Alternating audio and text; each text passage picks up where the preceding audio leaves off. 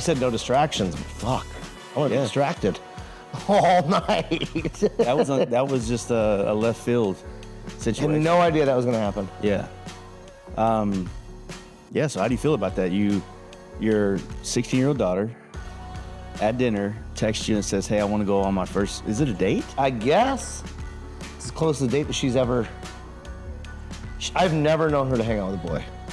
Ever. So much so that I thought something was wrong, but yeah, that's weird. Not weird. I mean, it's what happens. It happens. At least to give the boy credit, he came in.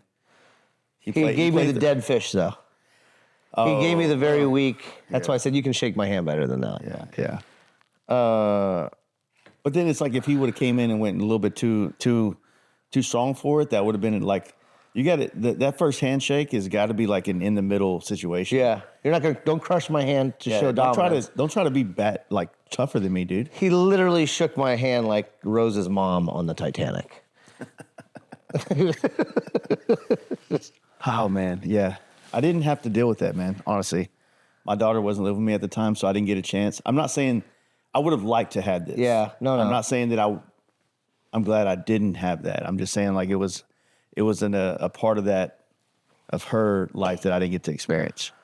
Yeah, I mean, I get it that it's all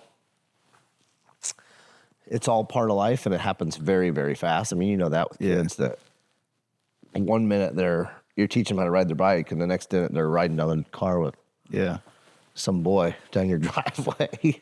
Yeah, and then, I mean, all those things that come with it, you know, the relationships, the breakups, the sadness, Well, I think that's more what I'm nervous about is because now we're going into a whole nother emotional part of a child's life that you got to be dad for. Before it's like my knee's scraped or, my tire's flat. Now it's going to be, he broke my heart, he's talking to another girl and things just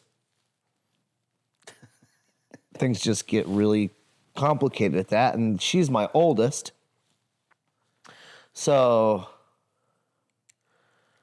I just know that once the oldest starts, the younger ones are. Yeah, they're ready for it. They're going to do it faster because now they're watching somebody in front of them. She's breaking the mold. She's breaking the mold. Yeah. Well, you got it. I mean, dude, you're just hanging out with you this afternoon, like your wife, yourself, like you guys got a good, wholesome thing going on here. It feels very, like, I'm jealous. I wish I'd have grown up here. You know what I'm saying? In this house or I'm not in jealous, Davenport? like I'm envious. Yeah, no. In this house or in Davenport? No, just like with this type of environment. Yeah.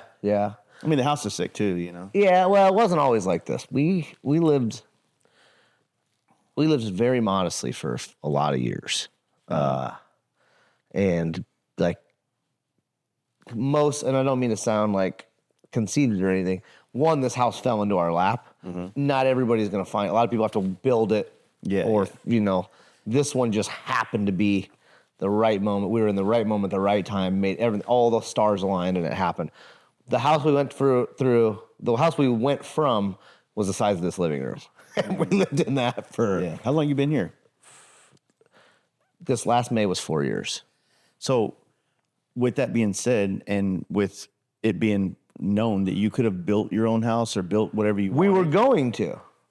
So the weird thing about this house is my wife grew up right down the street. Mm-hmm. And this house we thought was abandoned. Yeah. Because we took 60 trees out of here. You couldn't see any of this, but you couldn't even see it from the road. We put the gates and we did all that. She used to make me drive up here and drive around this house. For real? And then we thought it was abandoned because it didn't look like this. We put a lot of love into this place. But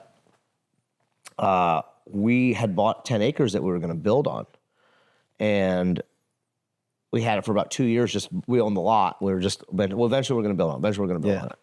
Well, one Martin Luther King Day in 2022, we went out drinking the night before, woke up hungover. You know how you're kind of like in a daze, you're still drunk. Pull my phone out, and a realtor friend of mine posted this house and said, "You'll never guess what's coming for sale tomorrow." So I look at Jen and I said, "That house we drive around is for sale." So I call my realtor friend and I said, "What's the deal with this house?" And she says, "Well, the lady that lives there I said, somebody lives there? She says, like driving around. dude, I mean, I'm telling you, the grass was this tall. Yeah. There was none of the stuff that's outside was there. There was 60 trees that we took out of this place. So you couldn't, I mean, it was a forest up here. Everything was overgrown. There's bushes out front, completely overgrown. Nobody's taking care of anything. So she said, well, the lady that lives there wants to move to a smaller house because she just realized that she can't redo that place. Mm-hmm. And, but she doesn't know where she's going. She's kind of just testing the waters. I said, I will give her asking price and 90 days to move out if we can close the deal today without even walking through this house. And she says, let me call you back. 10 minutes later, she's like, come on up. We fucking sat in that dining room right there and signed it. So I got to buy my wife the childhood home that she's always wanted. That's right. And then we got to do our thing on it. I mean, it was very old lady-y.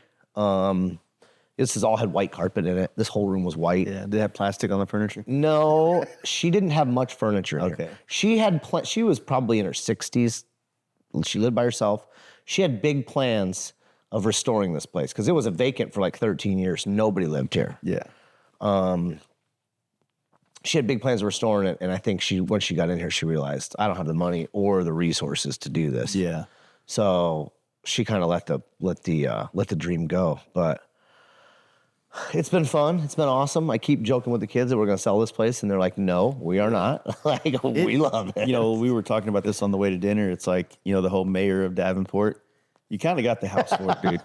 Yeah, I do. It's probably like one of the highest properties around here. We're the largest landowner in Davenport. We're the largest private landowner in Davenport. There are maybe some bigger estate. I think I've seen one that's like 19 acres, but this is 21 acres, so it's literally. But it's overlooking the river. I mean, you can see the river. You can see downtown. Yeah, the bridge and all that stuff. It's like a whole other world up here.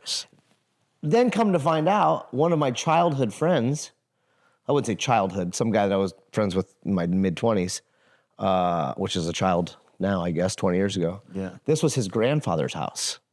His grandfather built this house.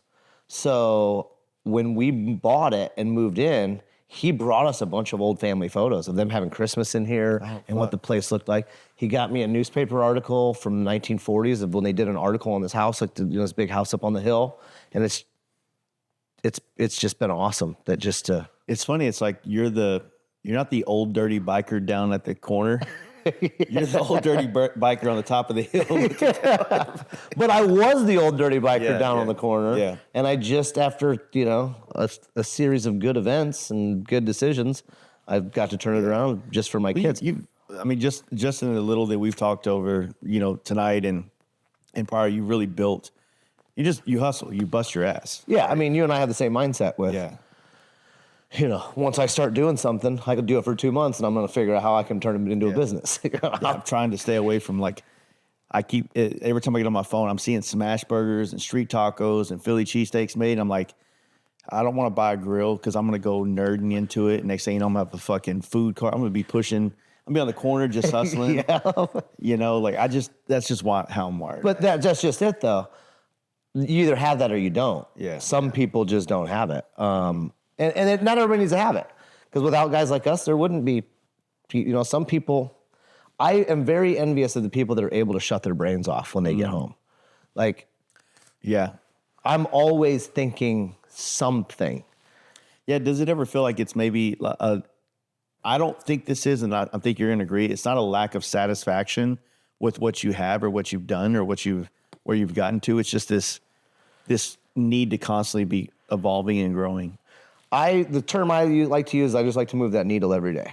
Yeah. I don't look for home runs where I'm fucking pegging it fucking. If I can just do this a little bit more every day, eventually you're over here. And that's how I've always, I wouldn't say always done things because I was very impatient for a lot of years of my life. Now I can be like, hey, this is where I want to be in 8 years, 9 years.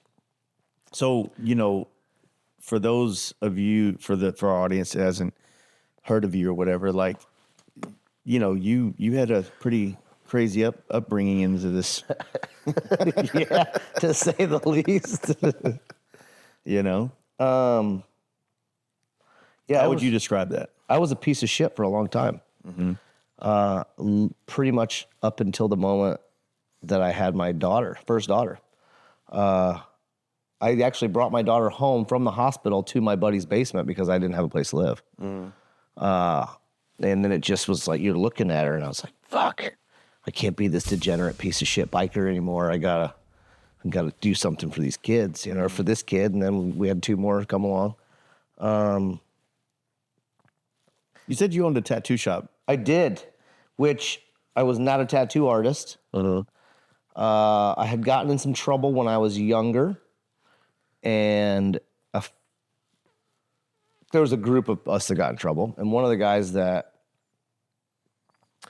I kind of got in some trouble with was working at a tattoo shop, and the owner of that shop ended up getting in trouble. So I got out of prison, started hanging out at the shop. The owner of the shop ended up going to prison, so I acquired the shop for pretty cheap, even though I'm not a tattoo artist, but I was a business guy. I ran the tattoo. I got out of prison at 21, bought this shop right before I turned 22, and it was in the height of like Miami Ink, 2006, 2007. Everybody's getting tattooed. Doesn't even matter if they're good tattoos. Everybody's just seeing them on TV. Yeah, they're accepted now. Well, they're accepted now. Back then they weren't, but now they got on TV. Everybody's coming and getting tattooed. I was making 150 grand a year at 22, fresh out of prison. And it was like, I felt like I lost so much time being gone for those, 4.5 years that I basically just hit the fucking ground running. And owning a tattoo shop, not tattooing, and just collecting the money was like a perfect storm of, I'm going to be even more of a degenerate. I got to fund my lifestyle now. And did you have you want to buy all the shit you feel like you didn't get to have at the time? I did that. I did when I bought some things then, but I was more geared towards women and drinking and partying. Yeah. When I settled down and started my HVAC company and started making some real money, I was a dad then. So it was like, I'm not out running around partying, which we did every now and then, but it wasn't a lot of partying where that was what my whole mind consumed of. But it was like, well, now I got 20 grand to go buy this bike. Now I got another 10 grand over here to buy this car. Now I can go buy this. I had a whole warehouse full of everything I ever wanted. And I always thought I never had anything when I was younger. So this is what I want. It wasn't until like the last probably 3 or 4 years that I had to start selling all that stuff to remodel the house, to do all this. And I would always think it was so hard for me to let things go. Like, I'm not going to let it go because when am I ever going to get it again? I worked so hard for this. Well, now I don't give a fuck about any of that shit anymore. Like, my kids are happy. My wife's happy. I got a couple bikes. I'm good. I got a pile of parts that I can play with in the garage. Yeah. I'm fucking fine. Like, I don't need all that shit. And it's another page. You needed that shit in order to work your ass off to get it, which got you to that level. But then then I started realizing that it ain't all about the money. Yeah. But it's easy for somebody to say that's not struggling. I mean, there's probably somebody's going to see this and go, oh, yeah, I'm sure he's struggling. But it was a lot of struggle. Jen and I, my wife and I struggled a lot for a long time. We didn't do a lot of anything for the first few years. And now we can do whatever we want. Did you just have to get into the heating and air conditioning stuff? Did you have what was your end of that? You know what I mean? So I had the tattoo shop, and one of my buddies owned an HVAC shop. Well, when the crash of '08 happened, the first thing people stopped doing was getting tattooed. So I needed to make money. Like, the shop wasn't making money. I wasn't living. So he's like, hey, just for $500 a week, come over here and I'll just have you do the exact same thing in all these apartments. Just put these registers in. Yeah. So I started that, and then I worked for him for a couple years. And I ended up signing up for motorcycle school in Florida, in Daytona. Oh, so you went down there? So I went to Wyotech in Daytona, was in school for about a year. Well, while I was in school, I started working for another HVAC company down there because it's easy. You knew how to do it. Yeah. Or it wasn't easy, but it was my in of some skill that I had to make some money. So then I came back up here, started doing remodels and I came back with nothing. I mean, literally came back from Florida in 2011 with an S10, my 2 motorcycles, my Ironhead Sportster, and my 2010 Sportster. I came back in 2011, and a small U-Haul trailer behind my S10, and I lived wherever I could fucking crash. Yeah. And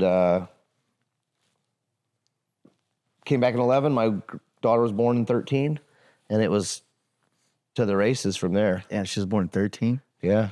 And we just dealt with what we just dealt with. That's my oldest daughter is my wife's daughter, who she's my daughter, but I wasn't in their life until they were 3 and 4. So the youngest is the youngest is my real daughter, my biological daughter.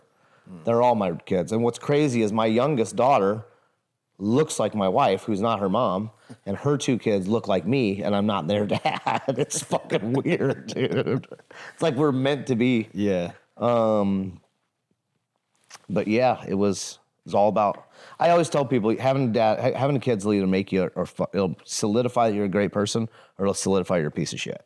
There's no in between. You can't hide. Yeah, you can't hide. You know, like it's going to expose everything about you and what your actual priorities are to yourself. Yeah. Like you can't run from it, you know. I've had a lot of friends over the year that I thought very highly of until I found out that they don't take care of their kids, and then I don't fuck with them. I don't associate with them. Yeah, I don't like to sit here and say that I'm some great dad.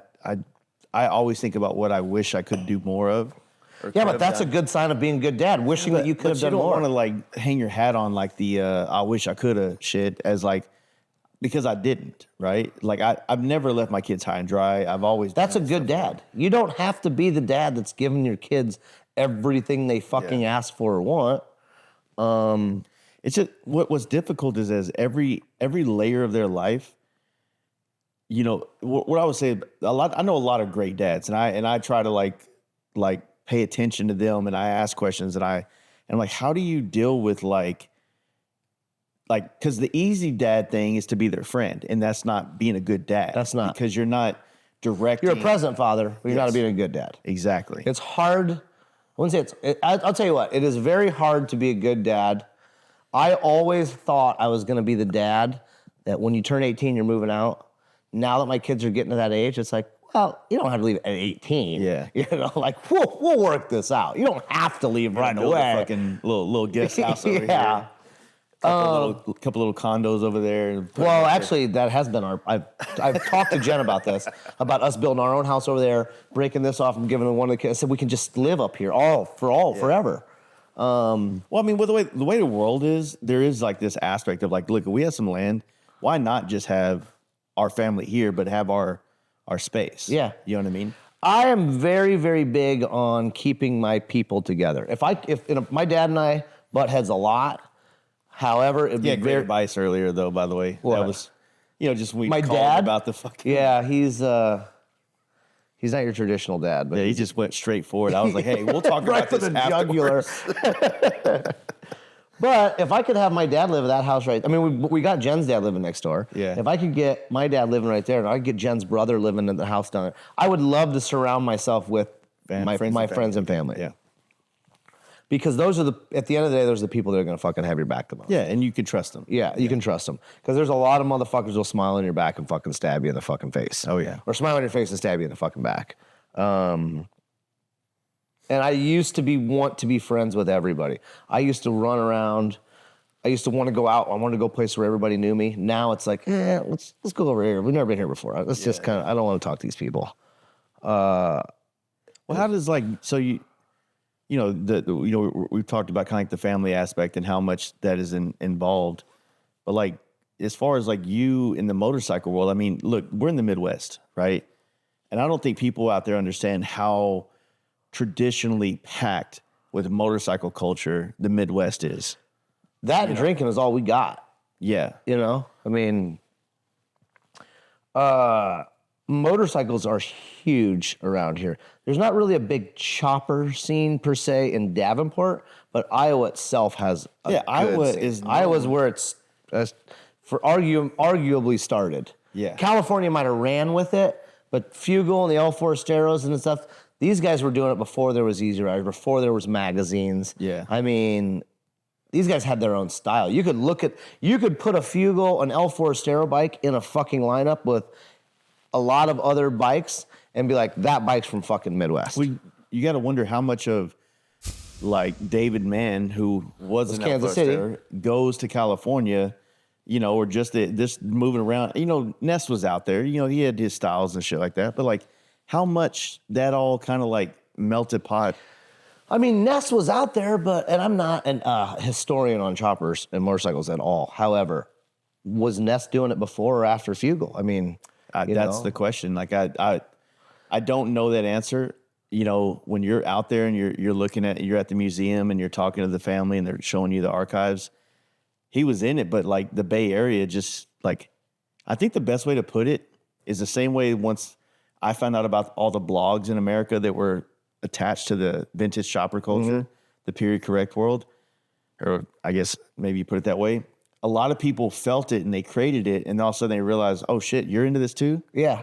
And then it's like some styles probably had more of a dominance over others. Absolutely. I mean, there's some we're living in an age now of recycled shit. Yeah. So we're looking at bikes that have been done 1,000 times over. But you find something you like. Yeah. Even if it was in the 60s or if it was I'm real big on late 40s, 50s style. I hate the fucking word, but to understand bobber style. Yeah. They're still chopping. You're still chopping frames. You're still cutting stuff. They're just not the long rig, which, I mean, I like those too. But I'm really big on just the Hollister like style. a modified factory Harley. Like the stock, old fat frame. tires, springers. Yeah. Just kind of lightened up. I love the old. For one, they didn't have. They didn't have the internet to watch what other people were doing and have a whole. These guys were literally just doing what worked for them, like what looked cool. They weren't looking at what somebody else was doing. I mean, probably some of them were, but it wasn't as heavily influenced as it is now. You get builders now; they'll sit for hours and look at old pictures of what other people are doing and be like, "Yeah, I mean, it's I like kind the of way like they did a that." resource. It's kind of like a, there is something to draw from and to learn from, as opposed to these dudes that you're referring to. They started it all. Yeah. Like, look, somebody had to pick up a basketball once to see a fucking net, and they're like, I'm gonna fucking hook it up there. It just sucks that like that thing has gotten so big that nobody's praising, the guy that started basketball. Right? Well, and our world is small enough to where we can still look back and be like, yo, these dudes were doing it like this, and there's still like there's still like a version of this that exists that's paying homage to that. Yeah. It's the same thing with hot rods. I mean, it's all motor cultured. So it's either like old flathead Fords or, they were using whatever they had to make it smaller, lighter, and faster. Yeah. And it wasn't until really like the 60s that the style came into it, where I think that's where Fugle kind of took off. And, did Fugle influence California? Did California influence Fugle? I don't know. But who came out at the end is the most known. Yeah. Fucking L. Foresteros and Fugle. You say Fugle anywhere in the chopper community, everybody knows exactly what it is. Or who he is. Like we were talking about it at dinner. It's just like, I didn't know about it until I started like being in certain circles and diving into certain types of bikes. And then the name got brought up. And then once I started digging and learning some of the history, not that I can recite it or anything like that, but just learning it, I was like, man, when I think of a bike club, that's the kind of thing that I feel more drawn to be a part of. A chopper club? It's about choppers. It's about custom motorcycles, essentially. And not so much about like, being a tough ladder, guy. Yeah. And those are tough dudes. No, but I mean, Hell's Angels, they built their thing. There were guys building choppers in the 60s, but it's kind of morphed into all these guys are just riding baggers and just trying to be tough guys, which a lot of those guys are fucking hard as fuck. Yeah. I don't think the clubs are as tough as they used to be. There are some motherfucking bad motherfuckers out there. There's credit scores and camera phones now. I don't think people realize how much credit scores change like hardcore dudes. Because you can live your whole life not needing a credit score until you fucking. I don't know if you can do that anymore. You used to be able to. Yeah. Now I'm gonna change my life and I'm gonna go ahead and buy a house next year. Like, no, you need 7 years to build your credit back up. Yeah. That's for sure. That's definitely a life decision to have bad credit. And actually, when I first got with my wife, my credit was so bad they wouldn't even tell me what it was. Everything I'd put it in, because I never paid any of my fucking bill. I was a degenerate fucking piece of shit. Luckily, I married a woman that had good noise credit. when the computer went off. It's like, well, you'd put hers in and say, 780. Yeah. You'd put mine in and say, please see cashier. So for the longest time, I had no idea what it even was. Like I wouldn't. They wouldn't even give me a Boost mobile phone. My credit was so bad. Fuck, dude. Oh. And it took a long time for me to dig myself out of it. I didn't get a driver's license till I was 40. Dude, yeah. I remember I spent my whole 20s, like, you know, being really good at spotting cops and not having my shit together. And then I remember, like, the day that I, like, legitimately got insurance. Yeah. And, like, my license. And I was like, fuck, dude. Like, You got to swerve. Pull me over so you can check it. Yeah. I'm still hiding from cops. I'm like, I still do it, too. My heart still kind of goes when I see one. And it's like, wait a minute, I'm legal now. Or they get behind you, like, oh. Yeah. Yeah, it's different. But so, I mean, obviously the motorcycle culture is just embedded into this area. But like for you, I mean, you obviously are into a lot of different. You have the bikes. I mean, you have a lot of fucking nice bikes. But then you also have the old school cars. And cars is where it started. My dad, I was always in trouble when I was growing up. My dad was a mechanic. It was a dealership mechanic, but he'd come home and he'd build classic cars. And I was always grounded. So do you want to work in the garage? Yeah. Or do you want to fucking be in your room? So I was like, I guess I want to be in the garage. Yeah. So I've always had that mechanical thing. And one thing I've noticed is, like, nowadays, people aren't teaching their kids that kind of thing. Their dads aren't really, there are some, I'm not saying everybody does it, but people aren't teaching their kids to, like, change oil, to change tires, to do all this stuff. And when I hire people at my HVAC company, it's one of the first questions is, what does your dad do? Well, he's a computer tech. It's like, I don't know if you're going to get this, dude. Like, you know, like, you either have it or you don't. Now, did I have it because my dad was a mechanic, or did I have it because some people just have it? Some people can play the drums and some can't. I'll never be able to probably play the drums because it's not in me. I'll never be able to draw because my brain is not wired enough to be able to, I mean, I can draw, but it's going to look like a fucking Picasso. Yeah. Is it like that with mechanics? The older I get, the more I think that, but. That's a good point about the dad, though. Like, because there's inherently going to be some kind of forced child labor going on, you know? Yeah. I grew up in that household. Well, we just had this conversation at dinner. You grew up in a body shop, wanted to be a mechanic. Okay. You tried to be a mechanic, now you're doing body work. Yeah. I grew up in a mechanic shop. I wanted to go to school to do body work. Now I'm fucking do work on cars and fucking mechanic on furnaces. Yeah. So, is that ingrained in us? I mean, is it like, because my dad's a blacksmith, so I'm a blacksmith. My dad's a carpenter, so I'm a carpenter. I think if you were to roll the clocks back or the time back a lot further back when we didn't have access to all the different information and opportunities, we probably would have just chosen that and stayed the course, right? But, you know, like, you can grow up in a body shop and dream of being the guy building a high-tech motor and be like, this looks sick. I like the Legos. I like the idea of there's a pile of parts sitting on the ground, and I'm going to make those pile of parts one thing. Create something with my hands. I love creating things. Yeah. I'm not the best at it. I mean, there's a lot of guys that build a lot of fucking nice bikes. I don't even call myself a bike builder. I'm more of an assembler. Yeah. I love going to swap meets and finding parts, and I look at it, well, fuck, this is exactly what I need. And then I'll assemble them. I've got a lot of really, really talented friends that when I need something, I can be like, hey, can you do this for me? When you get to a certain point, like you feel like your house is full of art, right? And to me, it's intertwined with like having a nice bike, but wanting to look at your bike and say, oh, my buddy, the Scott painted this, or this guy did this, or somebody made this shift knob for me, or that kicker pedals from so and so, and like, you just feel like these are these people that make up your friendship or your I wouldn't say identity, but your friend network. Group. Yeah. Yeah, I'm very, very sentimental about objects. Yes, I am. My grandfather passed away. I got his 2004 DeVille, which is like a $1,500 car, but it's one of my prized possessions. I don't drive it because I know if somebody fucking hits me in it, the insurance company's just going to take it. Yeah. And it's like, I just actually found out Haggerty has a stated value or something. No, Haggerty has a program for like an extra $30 a year. If they total your car out, you get to keep it.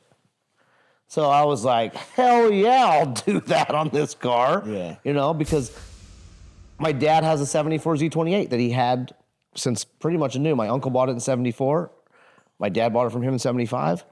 It's been in the family forever. My dad redid it when I was growing up. When I was a kid, it was in a million pieces. Now it's really nice. That's something that I can't wait to hand to my grandkids, you know? Yeah, 100%. I'm very, very sentimental with objects of things. Yeah, but even looking at all the photos of like, you know, like this hallway is full of, you know, people that you and I both know, like your friends and the people and the events you've been to.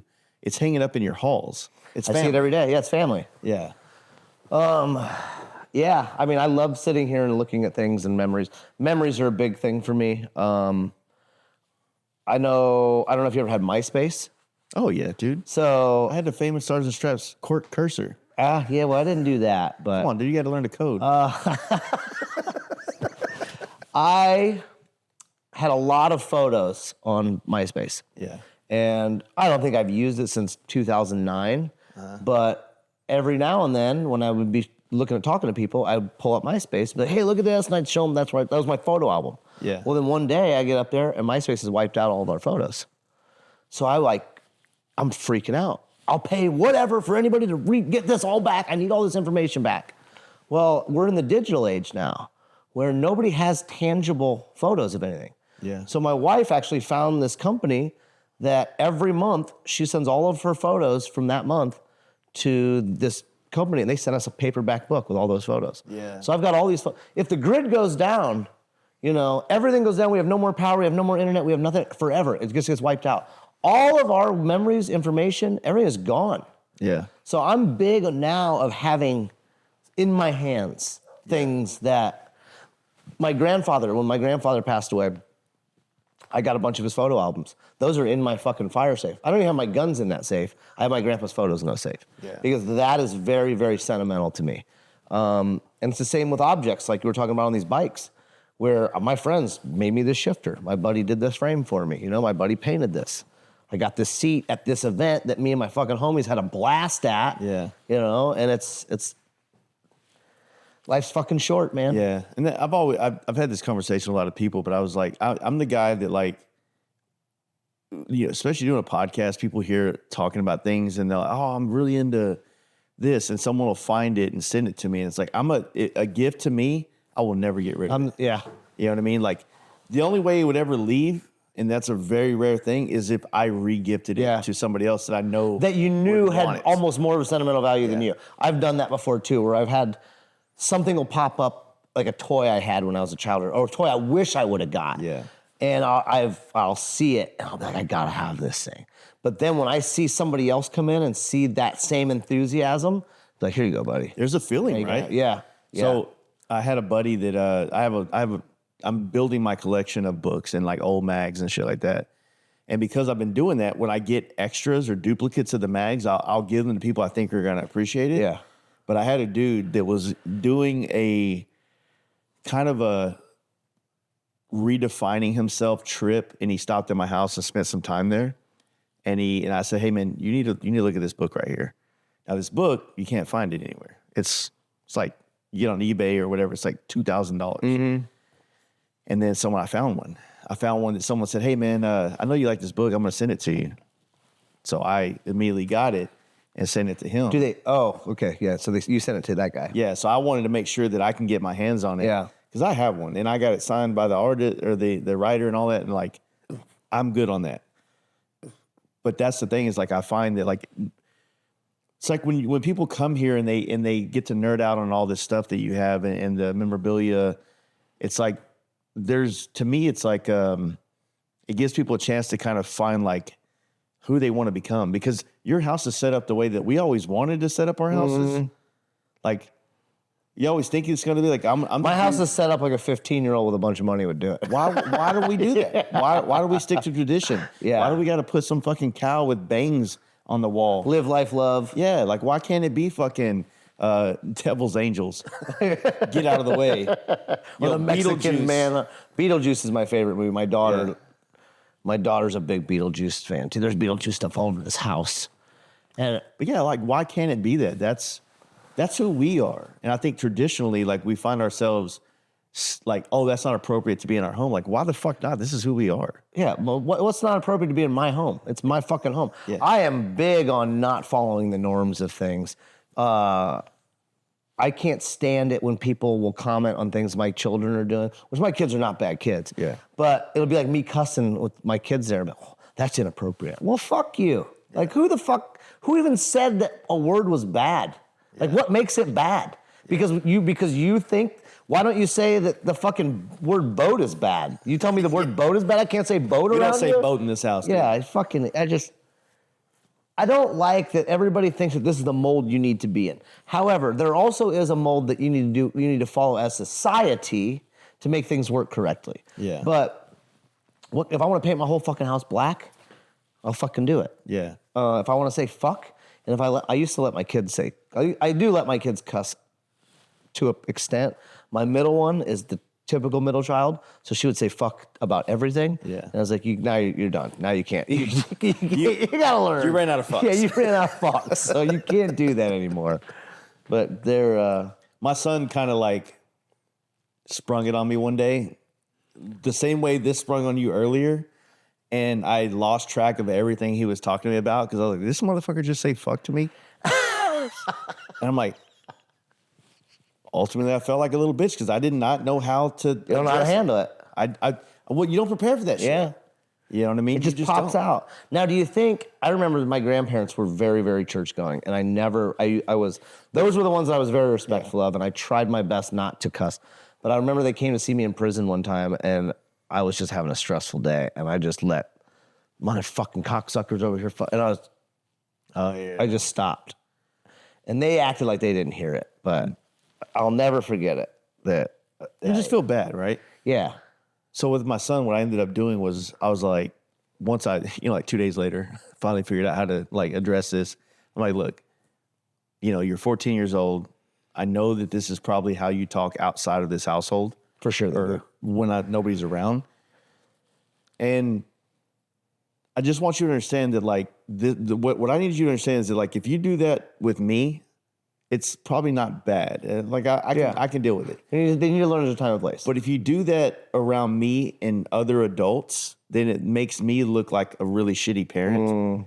And I don't want to be that because I don't want people to judge you based on your mouth. Judge you and me. Yes. Based on that. So when you meet people and you do not know them, it's not a comfortable environment.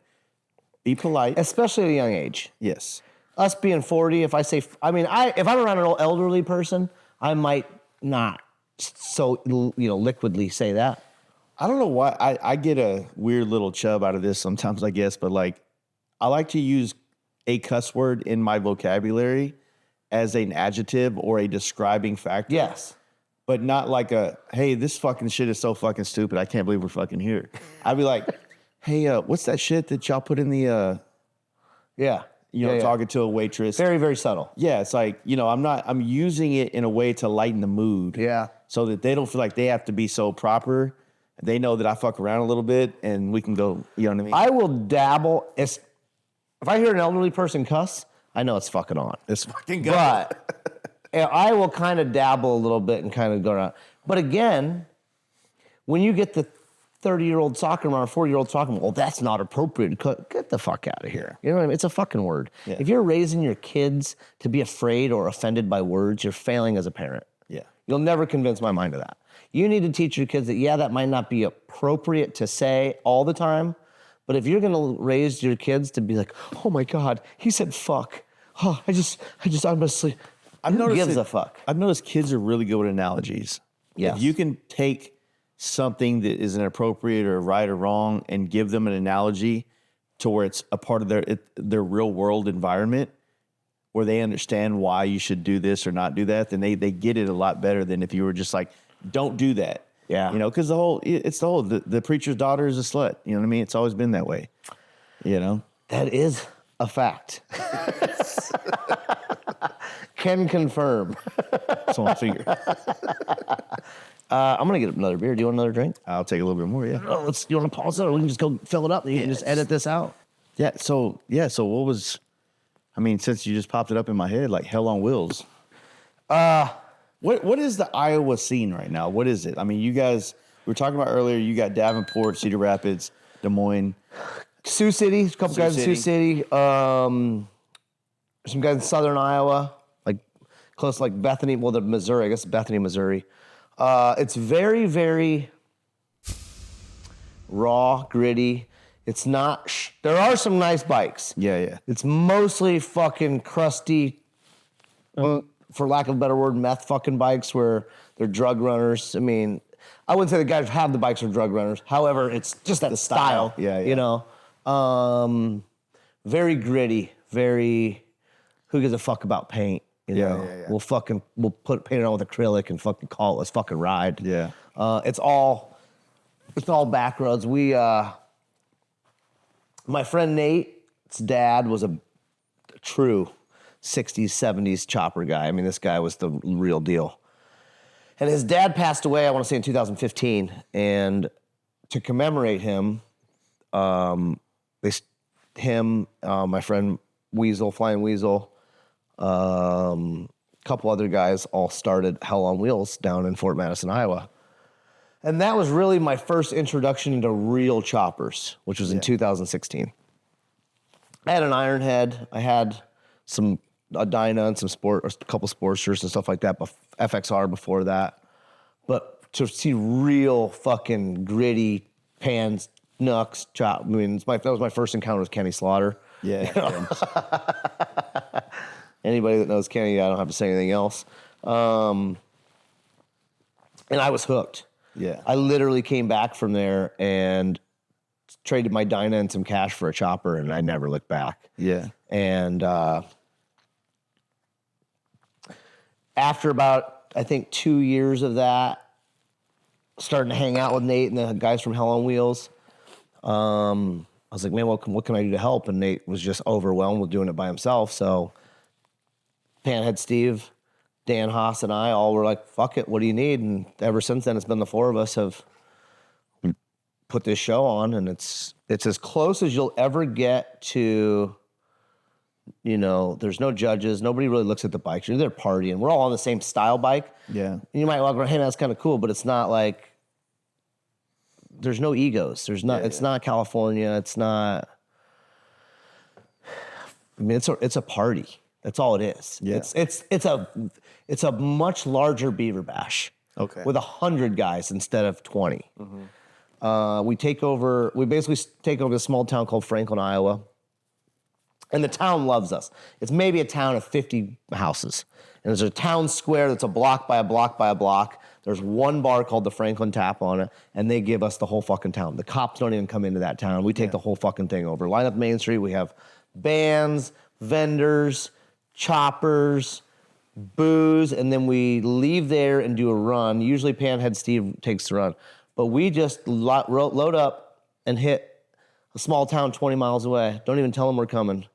A town of 300 people. We'll have 100 bikes pull up and drink their bar out of booze in 30 minutes and fucking leave as fast as we fucking came in and hit the next town over. And we do it, and it's just, you go into these bars where these people maybe sell $100 in a night, and we're selling $3,000 in booze in fucking 30 minutes, you know? And it's like Hell on Wheels. Hell on Wheels, fucking load it up. Let's fucking hit the next one. You know, it's like I don't know if like the railroad, the east to west, and this is maybe getting a little deep into like some history, was because you go through Cheyenne and all that from the one that was connecting east and west. Does that railroad go more through like Iowa or southern? Because I feel like it's, you know what I'm talking about? Like when they were building the railroad across the country, they often called that Hell on Wheels because as they built the towns, it was the railroad Was moving with the towns. and they would move 30 miles down the road and start, And then everybody would leave with it. and that was like, and it was just like brothels and fucking bars, and so it was that was the Hell on Wheels thing. I've never heard that before, but I will definitely check that out.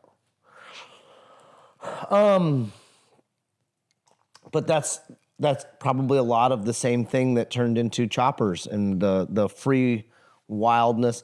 You know, like I used to be that free-willed guy. I've kind of been rooted with my kids, but I still got it here. You have the events that you go that give you what you need.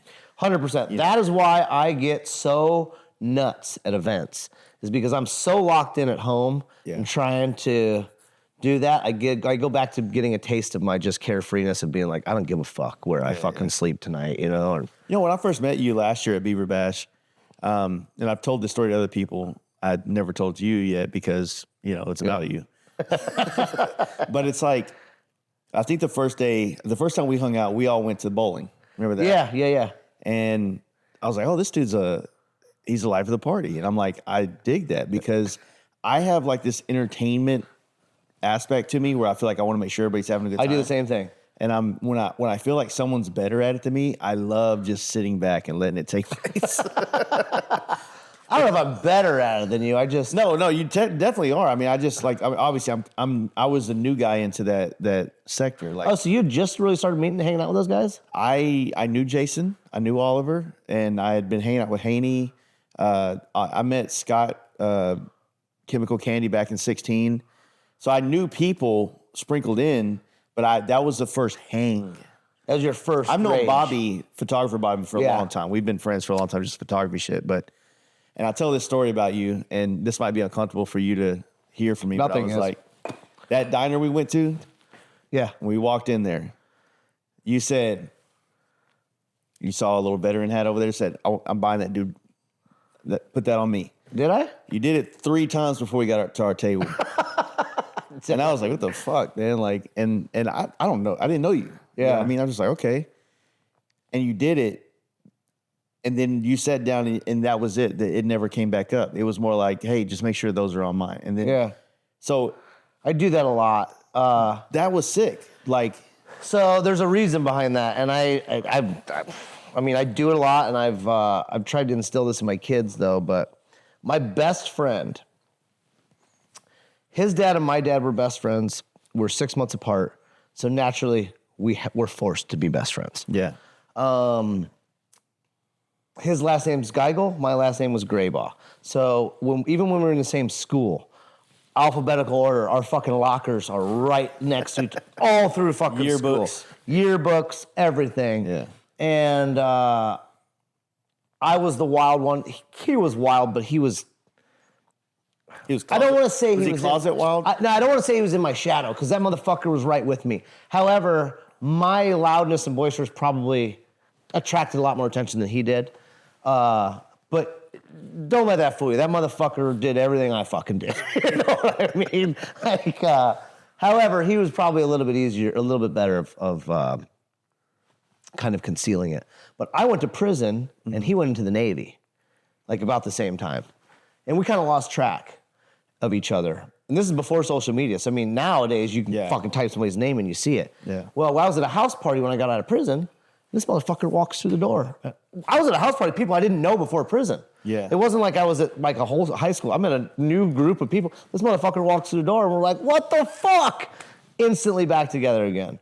And when we were younger, he actually ended up getting discharged. He got in a car accident while he was in prison, or while I was in prison, while he was in the military, almost died, was in the hospital for like 9 months. Damn. And they pieced him together like Frankenstein.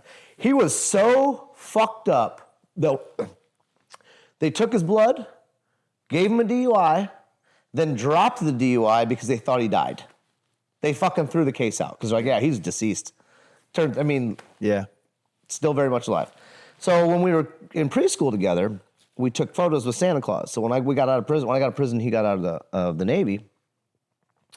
We were at the mall one day, and Santa's there, and I said, let's go get a picture of Santa again. So we just sit with Santa.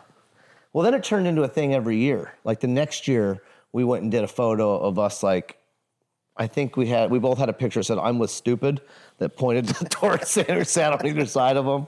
And then it turned into something we did every year. So, you know, you fast forward where he started having kids and I started having kids and you kind of drift away from stuff. Yeah. We were still best friends. We'd still text each other and stuff, but we always made sure we got together on the holidays to do our annual Santa photo. And I'll show them all to you, and I get really fucking choked up. But we ended up becoming real good friends with Santa. Real good friends with Santa. Yeah, well, like every year we'd go back to him.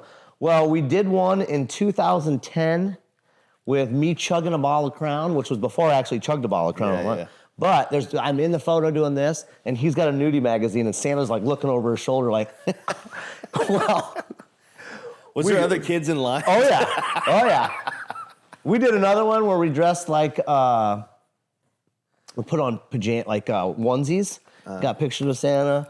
We had another one where I actually broke out of the hospital to go take the photo. I was doing construction, I had shot a nail into my hand, and they were admitting me overnight. And I told the nurse, I said, you can't admit me. I said, I have to go get this Santa photo tonight. My buddy's in town. We have to go do it. She's like, I can't let you out of the hospital. And I said, I got to do it. She's like, how about we do this? I'm going to come check on you in 4 hours. I said, okay. So she walked out of the room. I fucking went to the fucking mall, took this photo, and in the photo, I've got like a keytar. My buddy's got this little tiny baby drum kit, and Santa's like screaming into the microphone. I mean, it turned into something we did every year. In the photo, my hand's all bandaged up. Like you can see that I just got out of the hospital. Well, he had 5 children. 3 months before, or in May of 2016, he had twins. And he named his son after me. In August of that year, his wife called me and said, do you know where Graham's at? We're fighting. I don't know where he's at. So we searched for him all day and ended up finding him out in the woods. He had killed himself. But he was big guy into doing things for veterans. He was big with the Wounded Warriors. He was big with all that. So when he died, my way of paying homage to him is every time I see a veteran. And I'm doing this with my kids, where we'll go out to dinner and we'll see somebody with a vet hat on, and I'll tell the nurse, or I'll tell the waitress, I'm buying that guy food. Well, you want me to tell him? Don't even tell him. Just tell him somebody got his food for him. So now I got my kids calling me. Dad, they're older now, but Daddy, there's a guy here with one of them hats on. Buy his food. I said, so now they're doing it.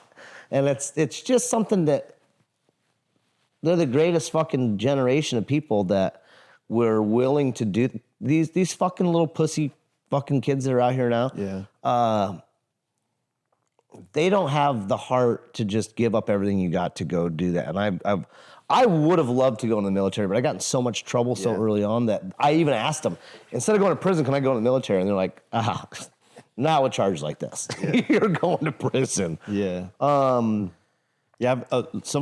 Pretty much every one of my closest friends are vets, and I don't know what I did to attract those men, but it's a brotherhood thing. Literally yesterday, the whole day, I'm like, okay, did I send him a message?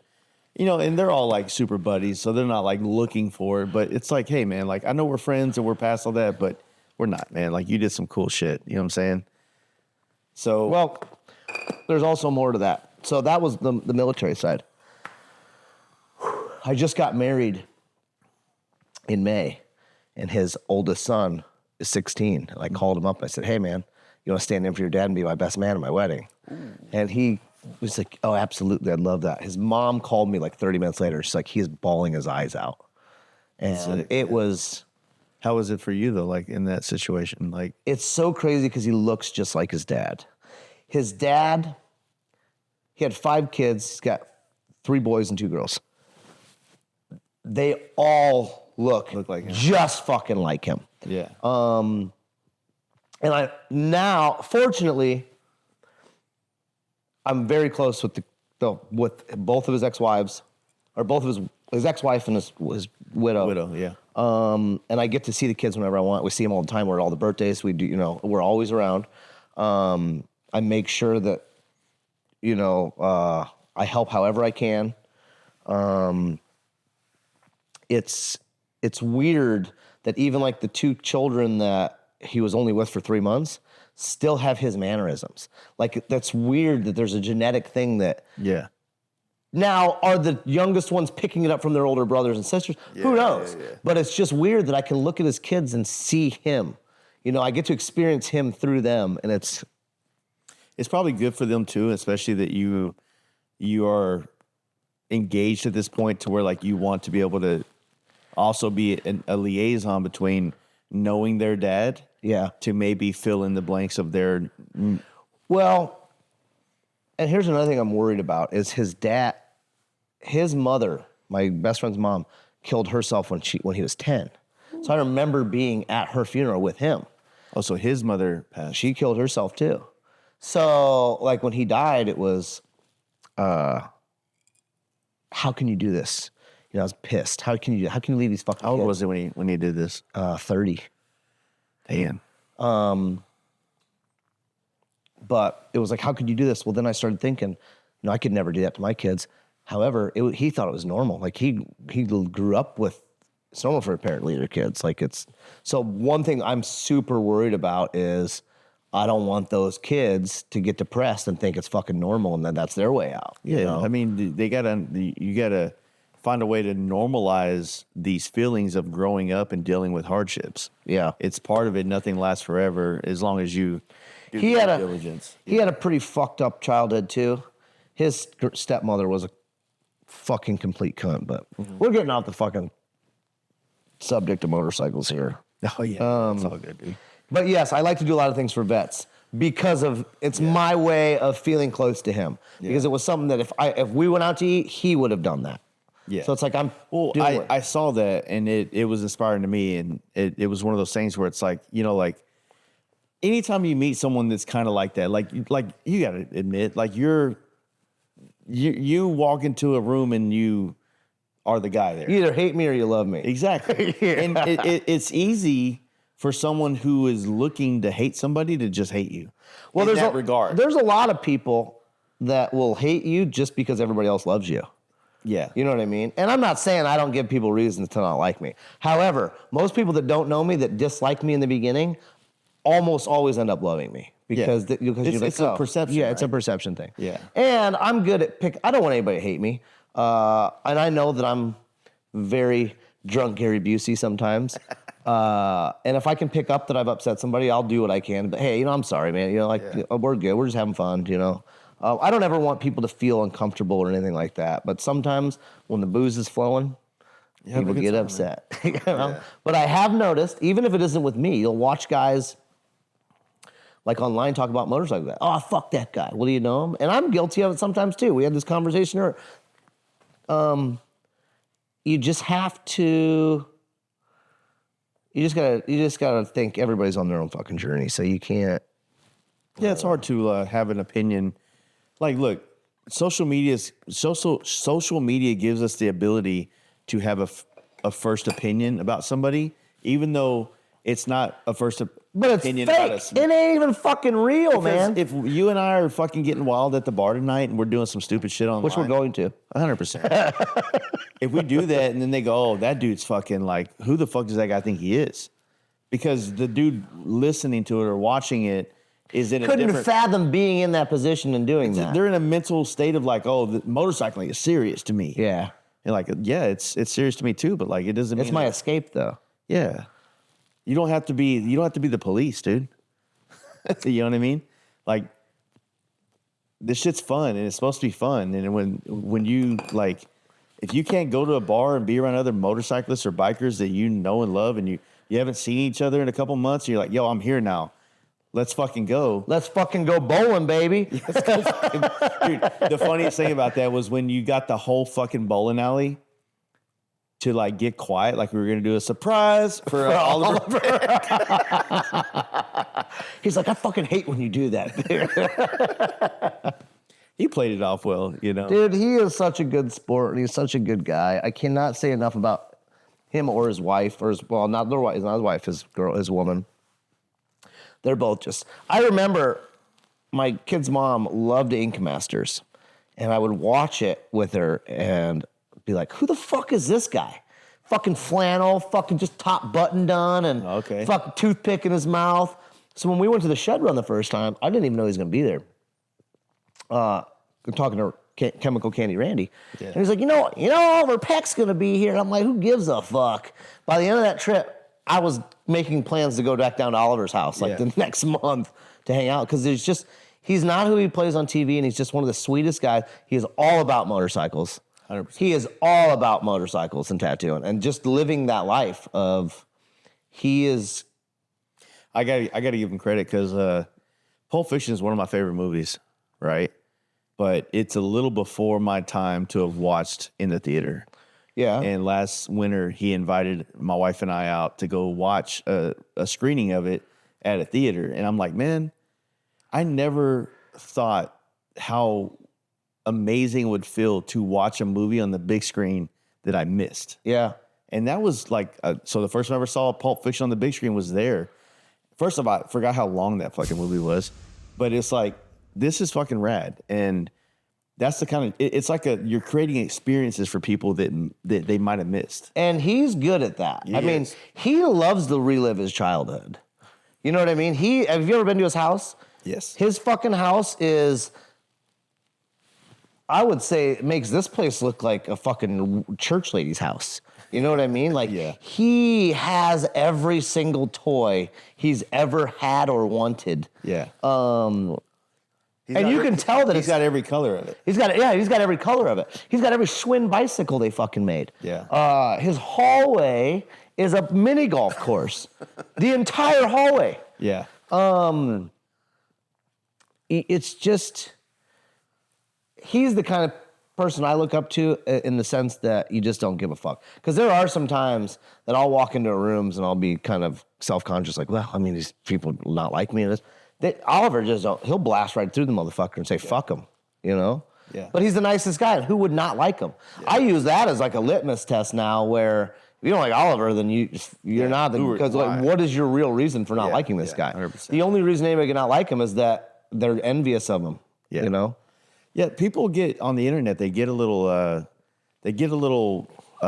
self-conscious about other people that are confident with themselves. Yeah.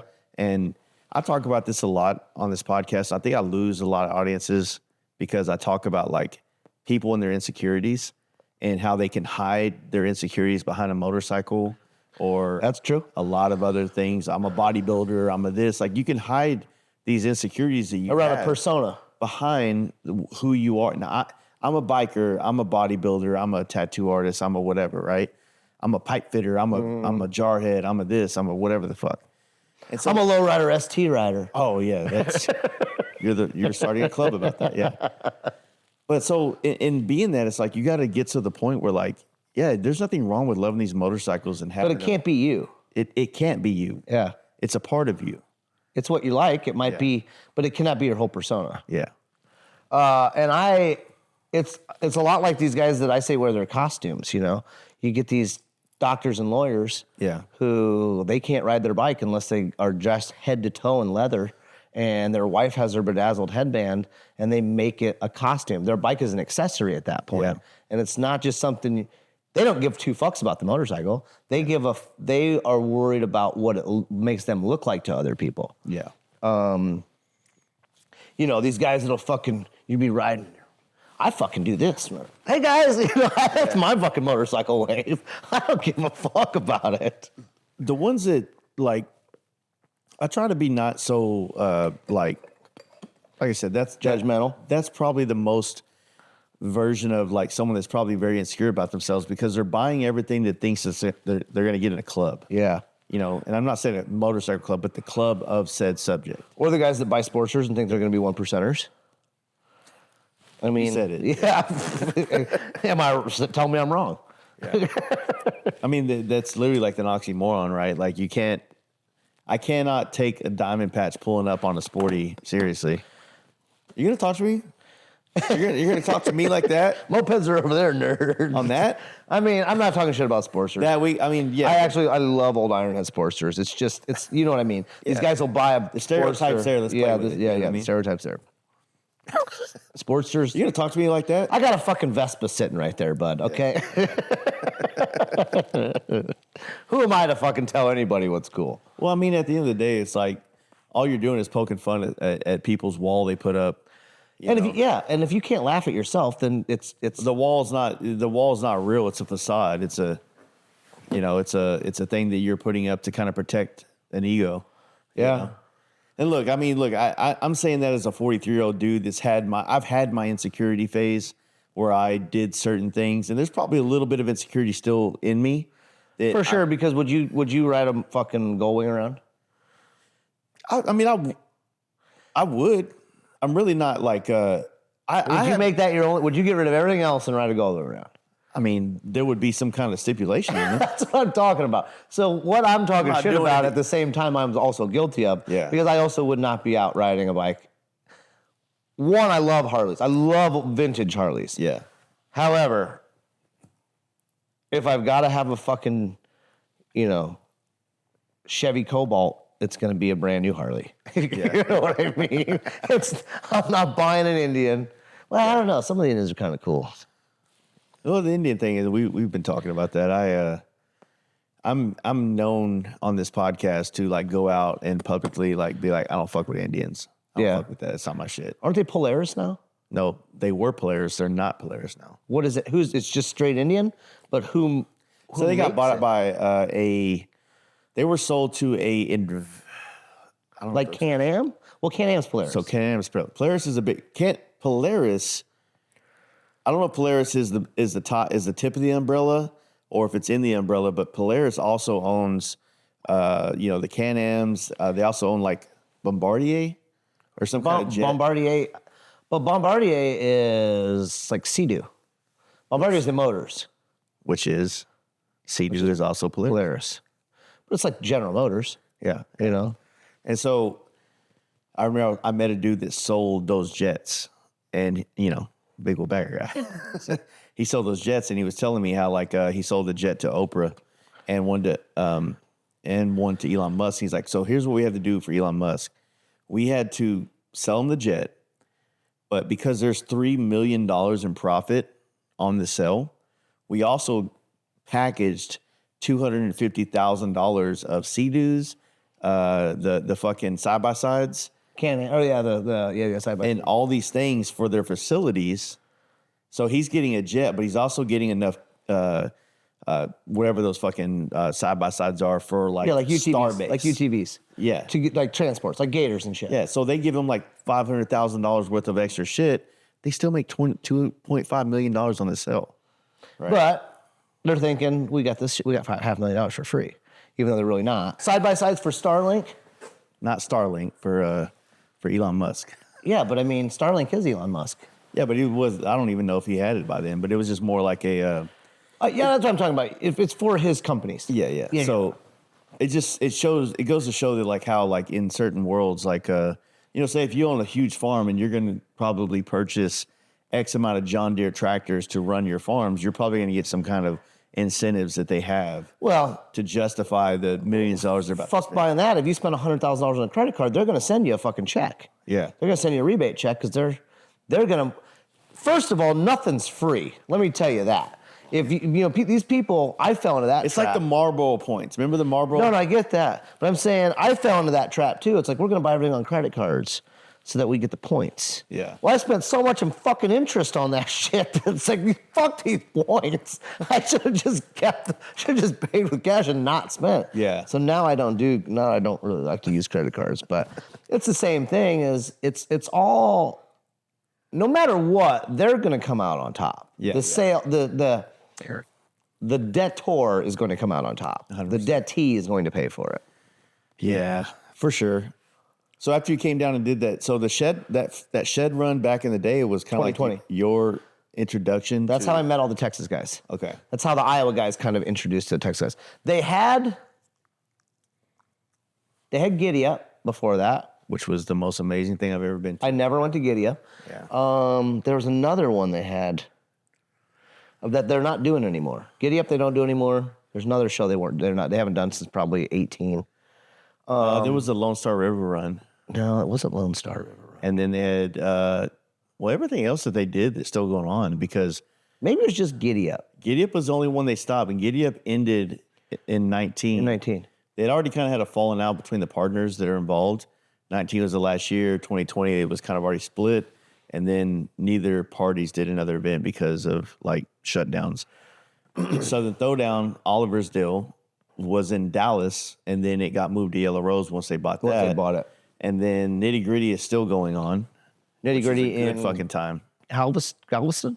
No, Nitty Gritty was in like just Houston proper. But now it's in Galveston. Now it's in between Houston and where Yellow Rose is. It's like a miniature version of Born Free Texas. But it's in like an old country town, right? Or like an old western town. It's a sick little deal. Eric has been asking me to go for a couple of years. Like No, this. There's always, that's the thing with choppers now. You can't. Well, the thing with choppers is from fucking February to November, I don't give a shit where you're at. There's an event going on every weekend. You want to be at a mall. Like you were talking about the Party of the Pin out here in Shawshank. Which that's when you don't want to miss. That show is Luke is doing is onto something really, really nice there. And I think Party at the Pen, Ohio, is going to be the East Coast Born Free. That's not a bad idea. It's going to turn, my prediction, and my prediction don't mean anything, but I'm just saying, if I had to bet money on it, one, the guy that puts it on is the salt of the fucking earth. Yeah. I mean, he's as good as they come. A lot of these good shows, a lot of these awesome shows fall apart because the guys that are putting them on don't get along. They're fighting. They all want to go different ways. Some guys are pieces of shit. Just like bands. It's a band. The good thing about Party at the Pen is it's all under one guy's in charge, and it's one guy's vision. And, you know, I do what I can to help on it. I've helped every single one they've had. But at the end of the day, it's Luke's party, and he does a great job at it. And he puts up with a lot more fucking shit than I would. There's times where I'm like yelling at Luke, like, fucking stop letting these motherfuckers do this, dude. Yeah. Stop letting them walk all over you. And which, I mean, I wouldn't say walk all over you, but he's just too nice. Yeah. So he's measured. He's reading the room. One thing that I don't think a lot of people know about Luke is he's actually a really small guy. He's only about 5'2".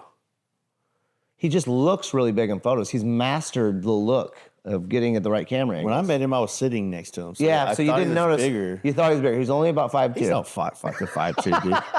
There's no fucking way. He's like 6'5". I'm like really like going back in the fucking in my head. I'm like, hey, did he have short legs? No, he's fucking gigantic. But what's funny is he's delicate. He's stout. The very first Lolo, there was a picture of him and I walking side by side, and I'm telling you, he's this much taller than me. Yeah. So for his birthday, You ever feel bad like if your wife sees that photo? Like I sent a picture of me and a close buddy of mine yesterday to my wife that she knows we're friends, and he like the angle, he's like towering me. I was like, she doesn't need to see that. she shouldn't need to see that. Well, what happened is for his birthday next year, I had my buddy Photoshop me just a little bit taller than him, but it looks really good. Yeah. So I said, "Happy birthday, little guy!" You know. So ever since then, him and I have been sending things back and forth. Now his son Jackson, who's another great. I mean, his whole family is the shit. Yeah. His son is much taller than me, and I think he might even be taller than Luke. We've taken a photo where I will stand there and do this, and he'll stand next to me and look up, and then we'll Photoshop him to where we're looking at each other, and where I'm just like towering over him. Well, that's always been kind of the prank, and then Luke will fucking have something Photoshopped for me on like my birthday where I'm just tiny or my head's gigantic or something. Last year, I took a picture with his wife and made her towering over me, like, because she's just this petite little thing. It goes back to the fun that you're talking about, like you were talking about with your best friend, the Santa pictures and these things, dude. And it goes back to what you're talking about, having the photos here. Yeah, it's like all this shit. You know, if we were talking about like all these, the thing about like Tom Fugel that I think was so unique and fun is that he photographed his entire everything, life. all of it. There's so much history captured and still not pristine, but like it's immortalized. Yeah. But it also goes back to what I was saying about tangible shit. Yeah. If he would have had that fucking thing on SD cards and shit, how many of them cards do you think have been gone? Dude, how many of them would disappear? I'll let you know. SD cards fuck up, dude. Like you got to back up the backup. But like you said, they have those print on demand things where you can send a ton of photos in. They'll get you a little photo book, and you're good to go. And they'll send you a book of and the file. Yeah.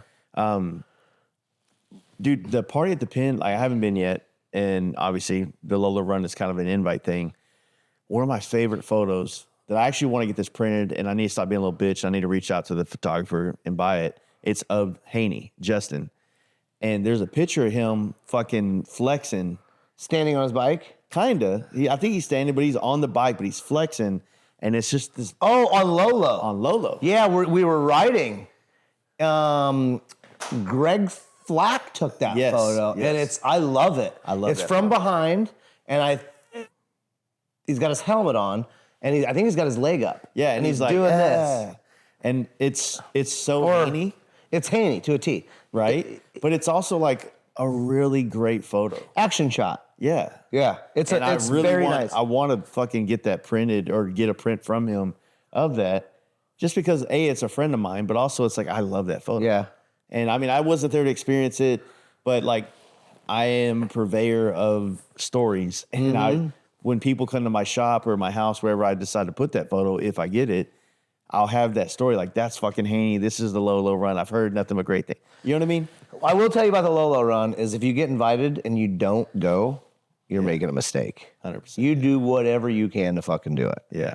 I went the first year and I went full Gary Busey drunk, and I didn't get invited back the second year. However, I schmoozed my way back in, and I did. I've done 3 of them now, and there is nothing more. My wife loves the beach. I'm happiest on my bike in the mountains. Yeah. It's so mind clearing. The beach, there's no such thing as a vacant beach. There's empty mountains, though. There's a lot of empty mountains, and I the older I get, the more I dislike lots of people. Yeah. I want to be very selective on who I've got. That's why I put the gates in. Nobody's fucking coming up here unless I let them up. Yeah.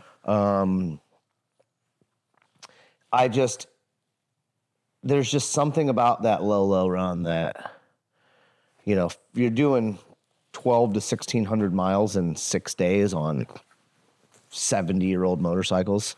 Yeah. And you're in the middle of nowhere. It's 2-lane roads through fucking mountain river bottoms. And it's the most beautiful. Yeah. It makes you realize how fucking small you are. The first time I ever rode that road, about 4 years ago, I rode it from Missoula going down to Boise, and it rained the entire time, and we were like, this is the sickest thing I've ever been on. As long as you got good rain gear, it's fucking awesome. I mean, just like the rain did not detour. It was an experience. Like, I keep telling everybody about like traveling on a bike, that this place is sick in the sun, it's sick in the winter, it's sick in the fucking spring. Every time you ride this road, the conditions of the weather, change the road. Lighting, change the road. It gives you a see different more experience. things. Yes. You're in a car, and a lot of people that don't ride motorcycles will never understand this. But when you're in a car, who did I see it? Bert Kirshner, I think, asked this guy, tell me what it's like to ride a motorcycle. Bert, whatever his name is, said, somebody was explaining to him. Tom Papa. And he says, when you're in a car, you don't realize that the temperature changes every fucking 20 feet. Yeah. That the smells change. Being in a car is the equivalent of like my kids living on their phone. You're not paying attention to the outside world around you. As soon as you get on a motorcycle, especially an old motorcycle, because your senses are already heightened. Your senses are already heightened because do my bearings sound right? Is my motor working? Is the clutch okay? Is the fucking transmission slipping? Then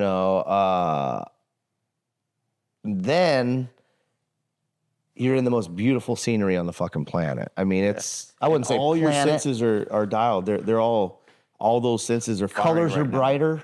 It's like being a little bit on some mushrooms or something like that. 100%. It's a lot of things that some of those guys take for granted. And I was talking to somebody this weekend even, and they were talking about how pumped they were to be coming to Iowa to ride through the cornfields. And that's what we live on, But guys that live in the mountains are pumped about coming down and ride the cornfields. Guys that are in the cornfields are pumped about riding up in the fucking mountains. People that are on the beach are excited about being up in the fucking high plains. And it's all about the best way to experience something is on a motorcycle. Yeah. We just did with Luke Morris, him, Breck, and I, and Cody from Longrows, all rode in the UK for 2 weeks. We didn't even get in a car for 2 fucking weeks. Yeah. We all brought the best rain gear, and we spent 2 weeks riding all over UK on a motorcycle, and we didn't know where we were going every night. We'd fucking sleep somewhere, wake up, and ask somebody, hey, where's a cool place to go? Fucking, we headed that way, and we lived on motorcycles.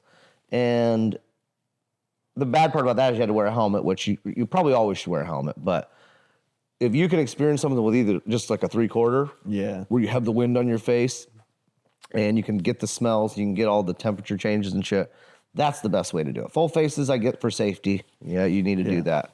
But it's it's fucking, it's as spiritual as I will ever get, because I'm not a religious person at all. But that's as spiritual as I'll ever get. Yeah, dude, UK, I mean, it's a small place, but it's full of so much history. And the landscape, and I'm always speaking from like the Google Maps. We spent a lot of time in Wales, and there's no highways in Wales. It's the whole country is 2-lane roads that not one of them's fucking straight at all. Like if you watch World War II movies where they're in Europe, and they just take these small roads into small towns. The Wales is still like that. Yeah, we literally stopped at a cemetery where a guy was buried in like 1480. Sick. Next to 30 feet over, somebody got buried in 2010, and it's like a lot of these people spend their whole lives in this small little fucking town. Yeah, that's wild, and don't get to get out and experience the world and stuff. Of course, like what of all the events and stuff that you've kind of like been able to attend, like what are the ones that really speak to you the most that you've experienced? Is it a show or is it a ride? Just you leaving this house and you're doing something. If a show gives you the ability, or if the ride is like whatever it is, I don't want to pit them against each other. I would say I love shows in Texas. Beaver Bash, I just told you, is one of my favorite things to go to because it's so small and it's all the homies. You're from Houston, you're in Dallas, you're in Oklahoma, you're in Iowa. Yeah. And then we all just go there, and again, it's fun. I'm a little biased for Hell on Wheels just because it's hard to explain Hell on Wheels to somebody that hasn't been there, but it's y'all still do that we were doing it every year. Next year is the 10th year. It's not the 10th show, it's the 10th year because after 2020 we had one. 2021 we decided we're going to take the year off and go to everybody else's show. Then we had another show in 2022. 23 we hit everybody else's show. 24 we just had. 25 we're off. 26 we'll do it again next year. What time next year will it be? It's August 13th, I think. Yeah, so now we got to go to. Most people come back from Sturgis and hit it. Like Mike, that's probably the best idea. Kickstart Mike came. Who did he come with? Roadside Marty. Kickstart Mike and Roadside Marty came through. It was great to see those. Kickstart Mike's fucking the man. It's so hard to explain it because it's as close as you'll ever get to what all of these quote unquote hipstery new guys that are trying to emulate something. It's as close as you'll ever get to what it was really like. Yeah. Because it's literally, we take over a whole campground. We take over fucking towns and you're just rolling in. Yeah. But there's no fights. There's never fights. There's never egos. There's never fucking people coming with attitude. It's not a tough guy show. Yeah. And it's also not a cool guy show. We're all on bikes. We're all fucking, it's just a good time. It's just a fucking great time. Yeah. The other thing I wanted to kind of talk to you about, and I've explained to you earlier how much like it's a fantasy to own a bar. It's probably not something that's reality or practical for me and my habits, but it is a fantasy. If you want to own a bar to get rich, do something else. When I went to Jeff Wright's bar for the first time, Kung Fu, and I sat there and the environment, and then as I've done more dives into the people around here and heard stories of the biker shit that takes place there. The Kung Fu tap? Yeah. Everybody, crashing in the patio. And, someone was telling me a story about Tom Fugel slept on somebody's camera one day and fucking, like, this is the shit that, like that's when you build the temple that they come to it, right? And Jeff has done a great job with Kung Fu. Yes. I mean, it is, like you said, when you take rides, why are we hitting this town? We got to go to this fucking bar. Yeah. When you go through Des Moines or when you go through Central Iowa, you have to hit. If you get close, we got to go to Kung Fu. Got to get a bear. And that's what a lot of Jeff and I have talked about doing a run from Nubs to there. Yeah. Or vice versa.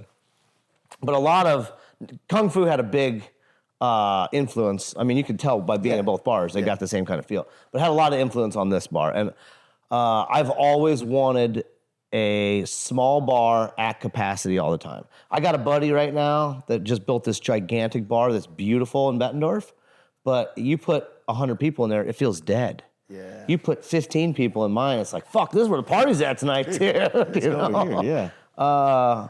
And I've loved Nashville and I love Memphis. I love the small bars where there's just a little small stage in the corner. There's always a fucking killer blues band or a killer country band on. There's one bartender and people are just having a good time. Yeah. And that's exactly what my wife and I did with this place. And we didn't do it to make money. And my only stipulation with her was as long as it breaks even, I'm fucking happy. Yeah. If it starts costing us money, it's time to fucking move on. And we've been lucky enough that we're still relatively new, but it's done really well. For the people listening though, like I started hearing stories when I met you last year about the private bar. Yeah, the private bar. Yeah. Where you had people showing up because they heard about it.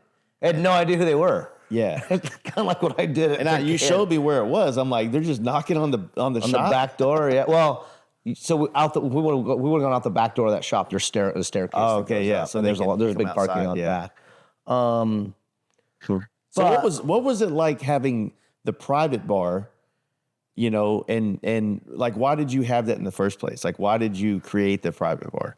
My wife and I we've got enough of this stuff to do probably 2 of these houses. Yeah. 2 bars, and I just love this. I love old memorabilia. I love history. Yeah. Especially when it crosses paths with motorcycles or vintage booze or, the golden area of motorcycles and cars, which is like the 50s and the 60s, where cars were sexy. Yeah. I think we're getting away from a lot of that. Yeah, there might be some cool cars now, but cars were elegant, cars were sexy, cars were who you were back in the 50s and the 60s. Every year you can look at a car and say, well, that's a 56 Chevy. Oh, that's a 62 Impala. That's a 74 fucking Ford. Once you get into 70s, things kind of cross. Yeah. But I mean, the 50s and the 60s, they change the mold every year. Yeah. There's a new Impala from 58 all the way to 70, I believe. Every year is a different year. Yeah. That's when they started. And then after 70, they started barely changing. Yeah, they do more. Nowadays, they'll do 10 fucking years. Or what's the G van? They did that for 30 fucking years, never changed a thing on it. That's what the G10, 20, and 30. Yeah. They're all identical until the Express came out. It makes it easy. I can get a 95 with all the bells and whistles, but I'm like, hey, I'm slumming it over here. Yeah. You got a G-Van? I got a G10. I was going to drive on the strip, 95. I've got a fender flare kit for that thing. I got fender flares. I got a full fender flare. And I have bigger wheels on it. That's right. I had the small Kragers on it, and they don't make lower control arms. And so when we first bought it and was riding around on it, it would bottom out and drag the cross member in the lower control arms. You got to put air shocks on the front and then air them up to make them stiffer. Yeah. And so we were like, you know what, man? What if we just throw we had little 16 Kragers popped out. I'm from the 90s, dude. I like big wheels. So we put 20s on it, 20 wide ones. So it has more of a muscular stance, not a rapper dubs kind of stance, I mean, even until, when did they start having 22s? I mean, that had to have been like the mid 2000s. I was in high school in the 90s, bud. The 20s, the 20s were as big as it got when we were kids. The 20-inch wheel really changed. That was where cars are kind of cool. Yeah. But it spoke to me, Well, that's when the newer cars kind of got cool. Yeah, for sure. To this day, like a Camaro or an El Camino or something on Kragers is top tier. My Mount Rushmore Impala is a 65 because I love the circle tail lights with some a Krager style or Supremes 20-inch tough guy wheels tucked in it like a muscle car. Yeah. But lowered slant. I like lowered shit. But that's my car. I'm not a 64 guy. They're beautiful. I'm not a 58 guy or a 59. I love 59. Yeah, 59 is iconic. I mean, with the fucking with the cat eye taillights on a 59, there's nothing cooler. It's crazy to go from a 58 being so bubbly and kind of like a an old school Chevy, you know. I mean, they Bel Air. completely redesigned the 59. And then it went from like bubbly and kind of like stout to long and like low. To long and swooping. Yeah. Side flares. Deep ones. I painted one for Yeah, but they weren't, or side fins. They weren't fins like a Cadillac that were vertical. 59 had horizontal fins. Yeah. 60 had horizontal fins. Yep. But the 59 is my absolute favorite. I love a 58, but a 59. GM did everything right in 59. The Cadillac was perfect. The Buick is perfect. The Oldsmobile is perfect. The Chevrolet is perfect. Everything GM did in 59, they've never been able to top. I do like those 20 torque thrusts. Yeah. Yeah. I'm not trying to say they're like super expensive. It's just a look, and I dig it. You know what I'm saying? That does have a good flow to it. What? Oh, I saw this, and I was like, you got blue? I thought you had creased fucking like door panels. No. You know what I mean? Like tuck and roll, but that's no. See the ridges? It's the wall. I thought it was the door panels. So my wife and I have gone back and forth because we kind of want a Sprinter van, but if we buy a Sprinter van, it's going to sit in the driveway till we need it. But we'll go cruise the van on Sunday. We're like, hey, you want to take the van down? There's something very soulful about driving an older vehicle. Dude, you slow down. You don't even know. You're one with the car. Why do I want to go fucking below the speed limit right now? But you're one with the car. It is. You know what I mean? And that's how I feel riding the chopper now that I've got 40 miles under my belt. Yeah. So I absolutely love my wife's El Camino is fun as fuck to drive. There's a whole view. Oh yeah. I do love those wheels a lot. It's still slammed. 3.5 drop. You know. But again, like we were talking about, Chevy didn't change the fucking box of that thing from the 70s. Yes. They didn't change it till the Express came out. 96. Well, actually, I think the Express and this overlapped each other. So 96, they changed it. That's when the Astro van came out. And then they had Astro vans in the 80s. Well. But the Astro van was... Oh, yeah, you're right. Yes, I know what you're talking about now. When did Chevy discontinue the G van? 95. Or 96 or 95 was the last year. 1996. 96, okay. Okay, when did Chevy start? Are you the Express van or the Astro? No, the Express. When did Chevy introduce the Express? 1996. So this... I could have swore the Express was earlier than that. But they discontinued the G and started the Express, which the Express van now has not changed. It has not, yeah. You could buy a 2025 Express. It looks just like a 1996 Express. Yeah. For 30 years. You know what I mean? And the fucking parts are almost interchangeable. Yeah. And 96 is when the Vortec came out. So the TBI was up to 95, and then 96 is when to my knowledge, is when you started seeing Vortec motors, which then turned into the LS motor stuff. You know what I'm saying?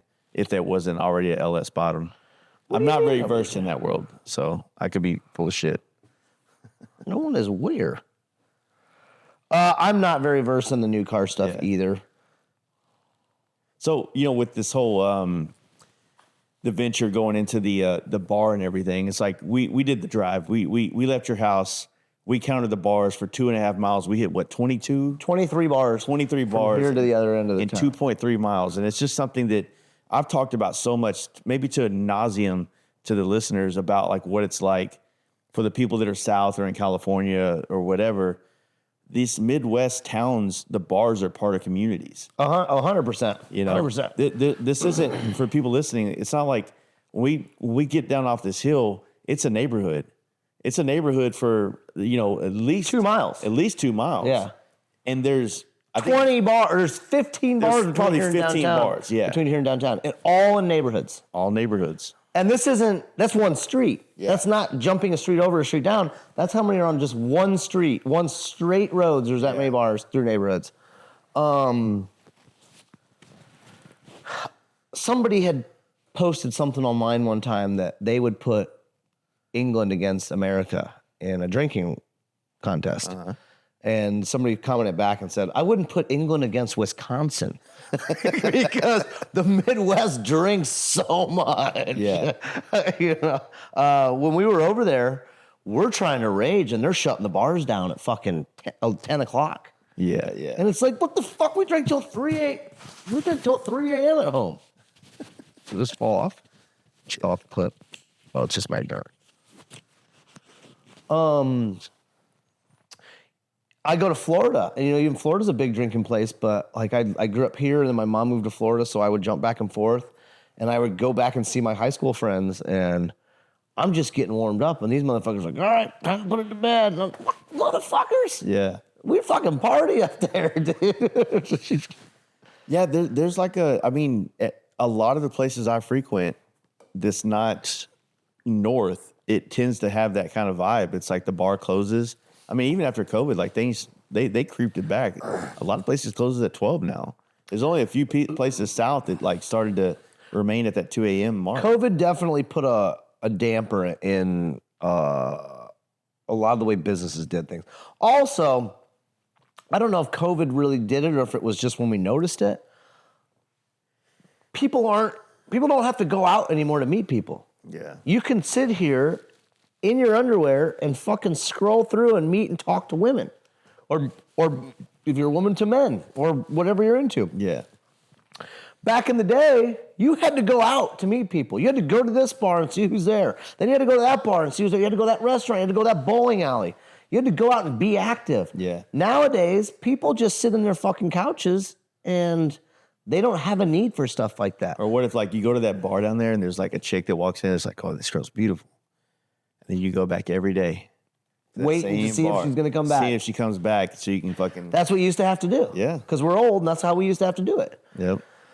My wife, when first time I ever saw her, she walked into a bar and I was fucking smoked. And I walked up to her and I said, you are fucking checking every box of everything I love in a woman. And we're sitting there talking and I hear, did you just shit your pants? And I turn around and some dude's like talking to me. And I'm like, no. And you could see through the entire bar behind us, everybody's like, oh my God. So obviously it wasn't me because we couldn't smell it there. Like she couldn't smell it. And then all of a sudden you smell it. It wasn't where I walked from or anything. So I just literally just turned around, looked at her and was like, all right, nice to meet you. And I just turned around and walked away. So then I fucking stalked her online. Like I remember I got her name. I got her cousin's name and then looked at her cousin's page and I found her. Yeah. It took me about 6 months to get her to go on a date with me. And we went on a hot rod power tour in my 68 Cadillac to Memphis, Tennessee. Oh, sick. That was our first date, and we've been together ever since. We literally, I think up until recently when I spent a couple weeks away when we were in Europe, the longest we'd ever spent apart is a couple days. Like we're always together. We fight like brother and sister, but it's always just bickering. It's nothing ever fucking serious. That's another thing. Like me and my wife were talking about this the other day. It's like the earlier days, like we've had like fights where I have to go drive. I got to fucking calm down. Now we get into like, we bitch about funny things that we can like laugh about. Like, like she says, oh man, be nice if you, did the dishes once in a while. And I'm like, and then I have some kind of... Be nice if you made some money once in a while. Yeah. We just go back and forth, right? But there's no like... I think we were talking about this earlier. It's like it literally is like I found this weird place where when I started this podcast, me and my wife we were married. That was my chick, that's my girl. But I wouldn't say that we're friends. Yeah. Like that wasn't my homegirl. That wasn't the chick that I want to kick it with. Like, and then once she became that, it's like, wow, this... I feel so bad for all the things I said on a podcast about how like, oh, you're never going to find a real, like your friends are the best thing ever. Like, and they are, and there's still validity and all that. But it's like now that where I'm at now, I'm like, yo, like there's a threshold in a relationship with a woman when you cross it and you cross it on the right terms on all fronts. Yeah. There is some kind of like very euphoric. There's something about being with a woman that you 100% trust. Yes. Like my woman has access to every fucking thing I've got. She knows where all my money's stashed. She knows what bank. She's on all my banks. I'm not worried about a fucking thing. Yeah. You know, the only time I'm ever like worried about anything is like, is she gonna take my car and fucking accidentally hit something? Like that's the worst I gotta worry about. So I don't have to worry about her being at the bar and dudes fucking hitting on her and her fucking, you know. One, she's just never been like that. Like she's never even really like that flirty with even me. Yeah. That she would do that with other people, you know. And she married me, so what the fuck she gonna do this with other? You know what I mean? But like my previous relationships, there was a lot of things where I'd had to hide who I was, what I was doing. I haven't ever had to do any of that with her. She knows exactly. You'd have to live a double life. Yeah, I don't have to live. Even if it wasn't like a I was fucking around double life, but you know when it's like that. You see those memes every once in a while. Like I've never seen him smile this much when he holds a fish. Like this is him.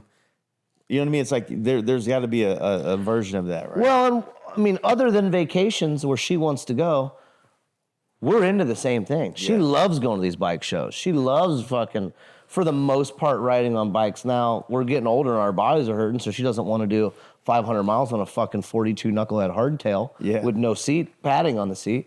But she goes to these events, and it's to the point now where if I show up to these events without her, the first thing everybody says is, "Where's Jen at?" You know, they're not saying, "How you doing?" It was, "Where's Jen?" Yeah. You know, and the same thing happens to her. If she goes to somewhere I'm not at, the first thing people say is, "Where's Jeff?" Yeah. You know, like everybody knows that we're a unit and we're together, and it's kind of a good feeling. And I hope my kids end up with something like that someday. Yeah. But that it's like having a good dog.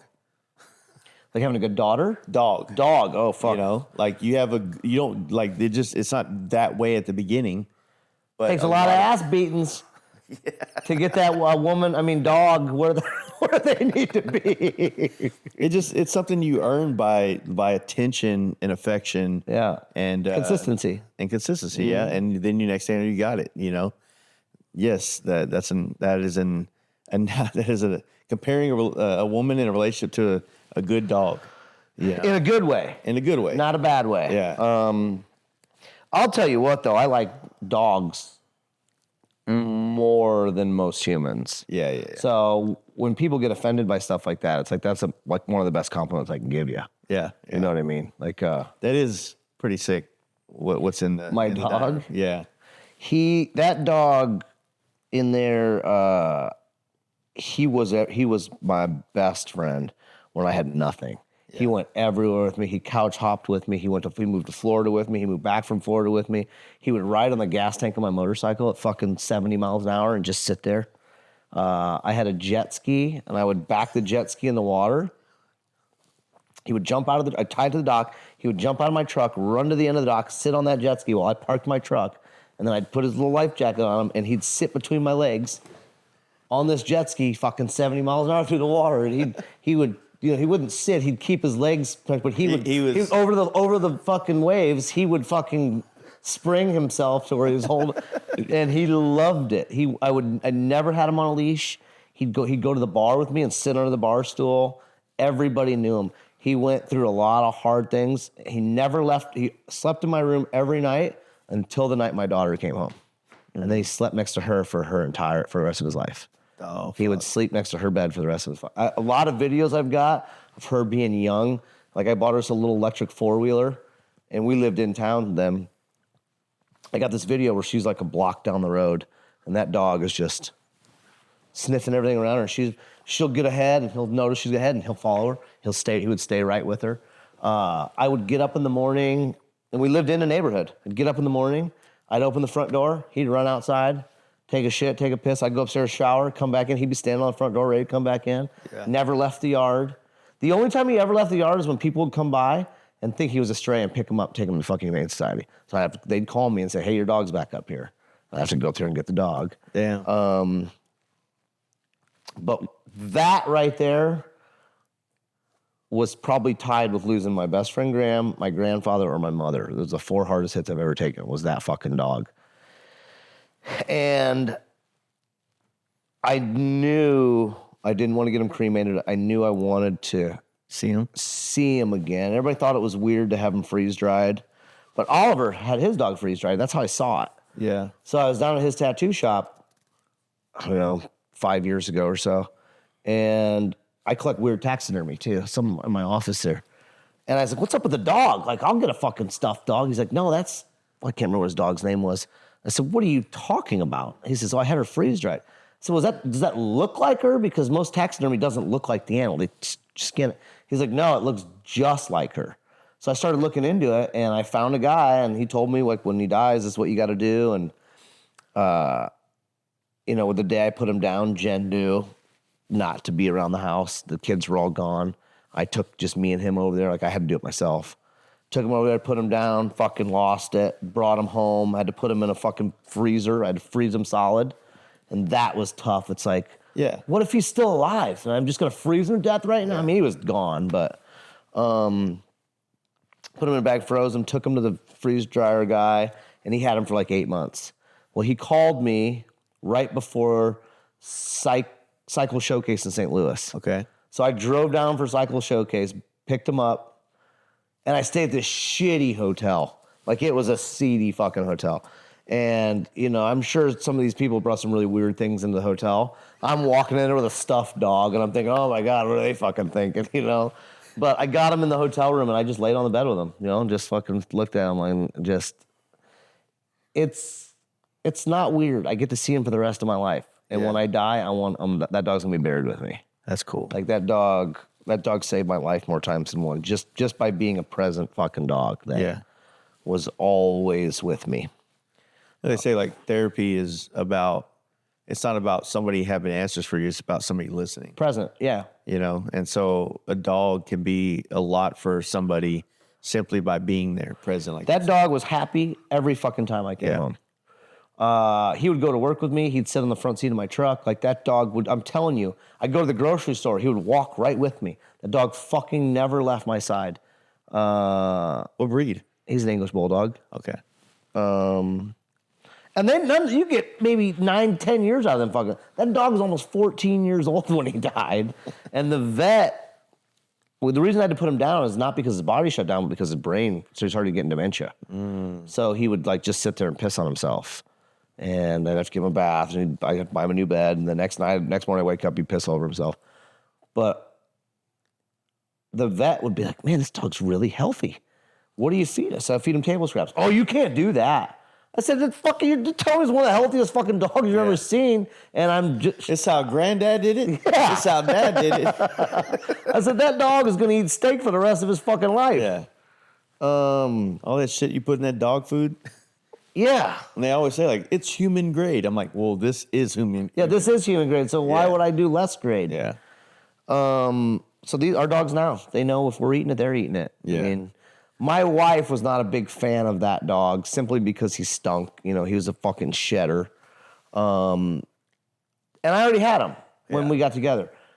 She's raised these three since they were puppies. Yeah. So even if I don't want to bring food home, she's bringing food home from the. So she gets it now. She got with her. Well, I'll be like, just leave the scraps, and she'll be like, no, these dogs are getting some steak tonight. That's awesome. She was not a dog person until we got these. I've always wanted a dog. I travel so much, and my wife told me straight up because she had a dog that she had to take care of with a previous relationship. And she gave me the ultimatum, the same way I gave her an ultimatum with a cat. I hate cats. She wanted a cat, and I said, I'm not fucking doing anything. I'm not cleaning shit. I'm not fucking, any of that. And so when I wanted a dog, she said, okay, I'm not walking it. I'm not taking it in the backyard. Yeah. I'm not doing any of that. It's your responsibility. It's my responsibility. And, man, why don't you get a dog? Well, you're on your motorcycle. I was going to say, why don't you get a dog that you can take these trips with? It's man, like, I've always thought about it. I've always wanted a dog. I've never grown up with a dog. Really? I've always had dogs. I've never had a dog. My dad's a big dog guy too. But I've also, like, I've always been around people that have the dog I want. And it's unfortunate because it's kind of like a lot of things that you have, or like here in your lifestyle and choppers in general. Like, it's not something you just buy. It's something you acquire. It's something you... Well, you got to have the right thing. You can't just grab... Well, I don't know. I mean, Oliver's got two amazing dogs that just happened to come to him. He's got two stray dogs that ended up being the greatest dogs ever, But I think a lot of that has to do with the owners too. I mean, Yeah. you've never had a dog, so Yeah. you'll probably absolutely hate it for a while.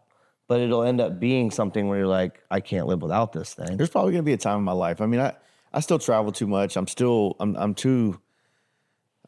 too active. Yeah. You know, I'm not home enough consistently to be able to be that kind of thing. Well, it's like having another newborn. Yeah. I mean, it is. like if I newborn would you have can had put a in a dog in my cage. 20s, I would have been better suited. Yeah. Because I was home more. You know, my routine was drop my kid off at school, go to work, pick her up after school, and then we would go to a lowrider shop, and I would airbrush hood murals at a lowrider shop till like 10 o'clock at night. And my daughter is just like hanging out with me, listening to Deftones and Pink Floyd and shit like that. You know what I That mean? probably shaped her a lot too. Heavily. That seam probably shaped her who she is as a person. It is like she's Which goes back to the hot rods and motorcycles and all the other that lifestyle of there's a fucking. But I mean, at the time too, like I was still, I've never been a homebody. But now that, you know, there's a picture of you and you got Michael Lichter in that photo with you guys in there. When I met him and got to hang out at his house and do a podcast, in with Colorado. him, yeah. Yeah. When I did that, it was the first person's house I was ever in that felt like this. I felt like I was in his house in his life. In his mind. Yeah. The Yeah. things that inspire him, the things that he loves were on the wall. It wasn't some facade to show the world, look, we're also into, you know, Pottery Farm or, you know, whatever the fuck. It was like, no, it's like, it's art from the people he's met over the years, photographs, books that people have sent him or he's acquired. There's just so much of him in that house. And that encounter changed a lot of me. My house has been a slow transition to being. Your house should be a representation of you, not a representation of what you want people to think of you. Exactly. You know, you talk that fucking toboggan over there behind that was my dad's, and we call it the Widowmaker. It has one of our friends hit a sled and fractured his whole fucking arm. Had to go through. Actually, my dad's best friend, my best friend's dad, had to go through like 6 months of fucking therapy. I can't tell you how many fucking people it's knocked out. That thing will kill you. Yeah. And I put it up as a fucking memory. Like I've had a bunch of my buddies. You get so fast when you get 4 people on that fucking thing, the tears will just come shooting down your fucking side of your face. And it's like National Lampoons where he fucking greases the bottom of that sled and shoots out until it's flame. But that's what it is, though. Everything in here is a memory of something. Who's Jamie Thompson? Hello? Hey, Jack, how are you? Fine. Dad. Yeah. Don't know who you're talking to? Honor to fucking God. Big Daddy Blue, you know, Who is this? Yo, what's my first grade class? Like, so on. Keep going. I can do it. I don't have time for these people. I'm doing a fucking podcast. But yeah, that's no, that's the point, man. It's like, and I say this a lot on the podcast because there's a lot of people out there. Is it the same number? Yeah, I don't know who the fuck it is, and I'm not gonna fucking talk to drunk people. And you just want to like, because there's probably some dude out there that's really fallen in love with all this culture, and he's probably in a relationship where the woman hasn't fully. She wants live, laugh, love on the fucking wall. Yeah, because my parents are gonna come over here. And they want to see it. They want to see a house that with a spice rack and a cinnamon rack, or you know whatever. Yeah. Instead of like just like the shit you like. I mean, let it be the band posters that you both like at first. Let it be fucking Legos, fucking shelves. I'm gonna fucking chuck this goddamn thing. All right, it might be bar time soon. Yeah, no, we can start wrapping it up. I felt like we've That was a good one. I thought we were only gonna have like 30 minutes for this fucking chip. We've had cocaine talks without cocaine. Exactly. I think you know, like the first night at the Beaver Bash last year, when I think we bonded over like old R&B. Oh yeah, remember that? Yeah, we were talking about some old R&B shit from like the '90s and stuff, and Boys to Men, and fucking Jagged Edge. Oh yeah, all that. Keith Sweat. Yeah, I mean, you and I are the same. We're a fucking year apart. Yeah. So I mean, we both grew up on the same MTV. Yep. You know what I mean? On the same fucking car magazines. Yep. It's not like I'm trying to talk to a 25-year-old guy that's trying to. Oh, that's sus, dude.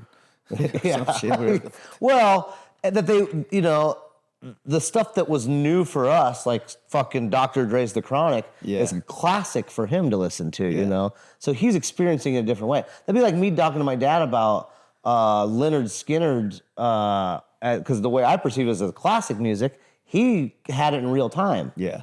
Or the cultures even. Same thing with motorcycles. Everything resorts back to that kind of same subcultures of things. Yeah. Yeah, we're definitely going through different phases like that. But, podcasts,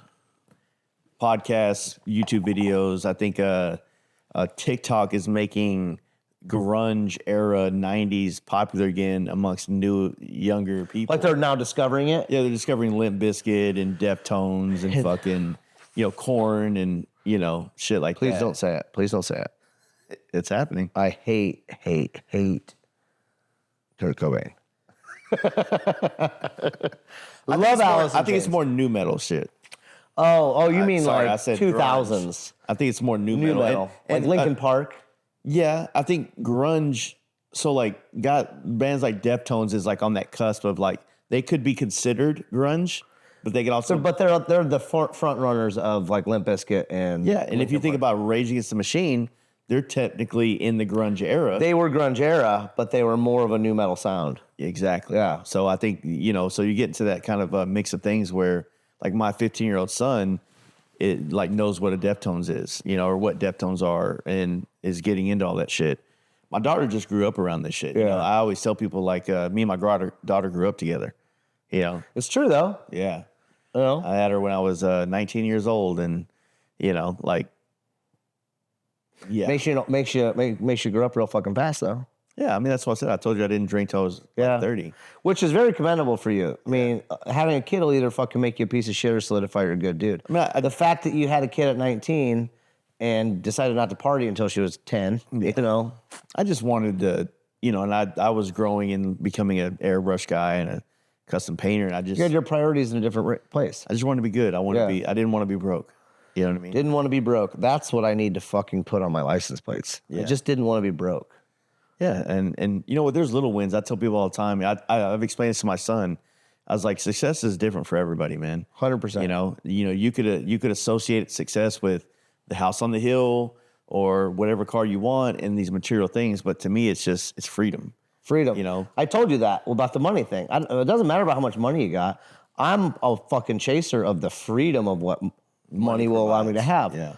Now I won't have to chase as much when my kids get older because I won't have to make as much money to make them happy. Yeah. And success is what's the word I'm looking for? I can't think of the word right now. Success is in the eye of the beholder, essentially. Yes. Yeah. Some people, and I remember my stepdad, when I first started making some money, I was talking to my stepdad about we're fucking killing. And he told me, he's like, it's not about money. I'm like, the fuck it ain't. Well, now that I'm older, it's like, I get what he's saying. I should have slowed down. I should have spent some more time with my fucking kids. Mm-hmm. But at the same time, if I wouldn't have slowed down, we wouldn't be where we're at now. So I mean, it's a catch-22 on both sides. Yeah. Yeah, you just got to play it by ear pretty much.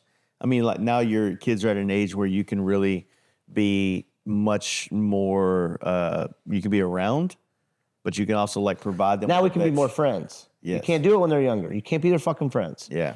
You can be nice to them, but you still have to be, you can't make your kids when they're younger think that you're equals because you're fucking not. Yeah. When they get older, now we're equals or somewhat. Yeah. Once you start paying your own bills, you're an equal to me. Until then, you got to let me lead. And it's the same thing with businesses. When you're a fucking boss, you can't have your employees all in there thinking that we're all fucking equal because we're not. Yeah. You know what I mean? I'm the one that fucking put all the skin in this game. Yeah. Yeah, you're not trying to hold it over anybody's head, but it's like, look, man, you got to do what I said because my way is the way that did this. And your attitude and your entitlement right now could make or break this company by allowing you to have that kind of control. Like, look, I hired you to do that. Do that. If you can't do that, what are we doing here? All right. Jeff, good time? In closing, I had a great time, man. I did too. I think we're going to head down. First off, steak was fucking fire. It wasn't not the best? It was great. I use that when I'm trying to fucking schmooze fucking big wigs on companies. Dude, I'm so glad. I'm probably the brokest dude you've actually schmoozed.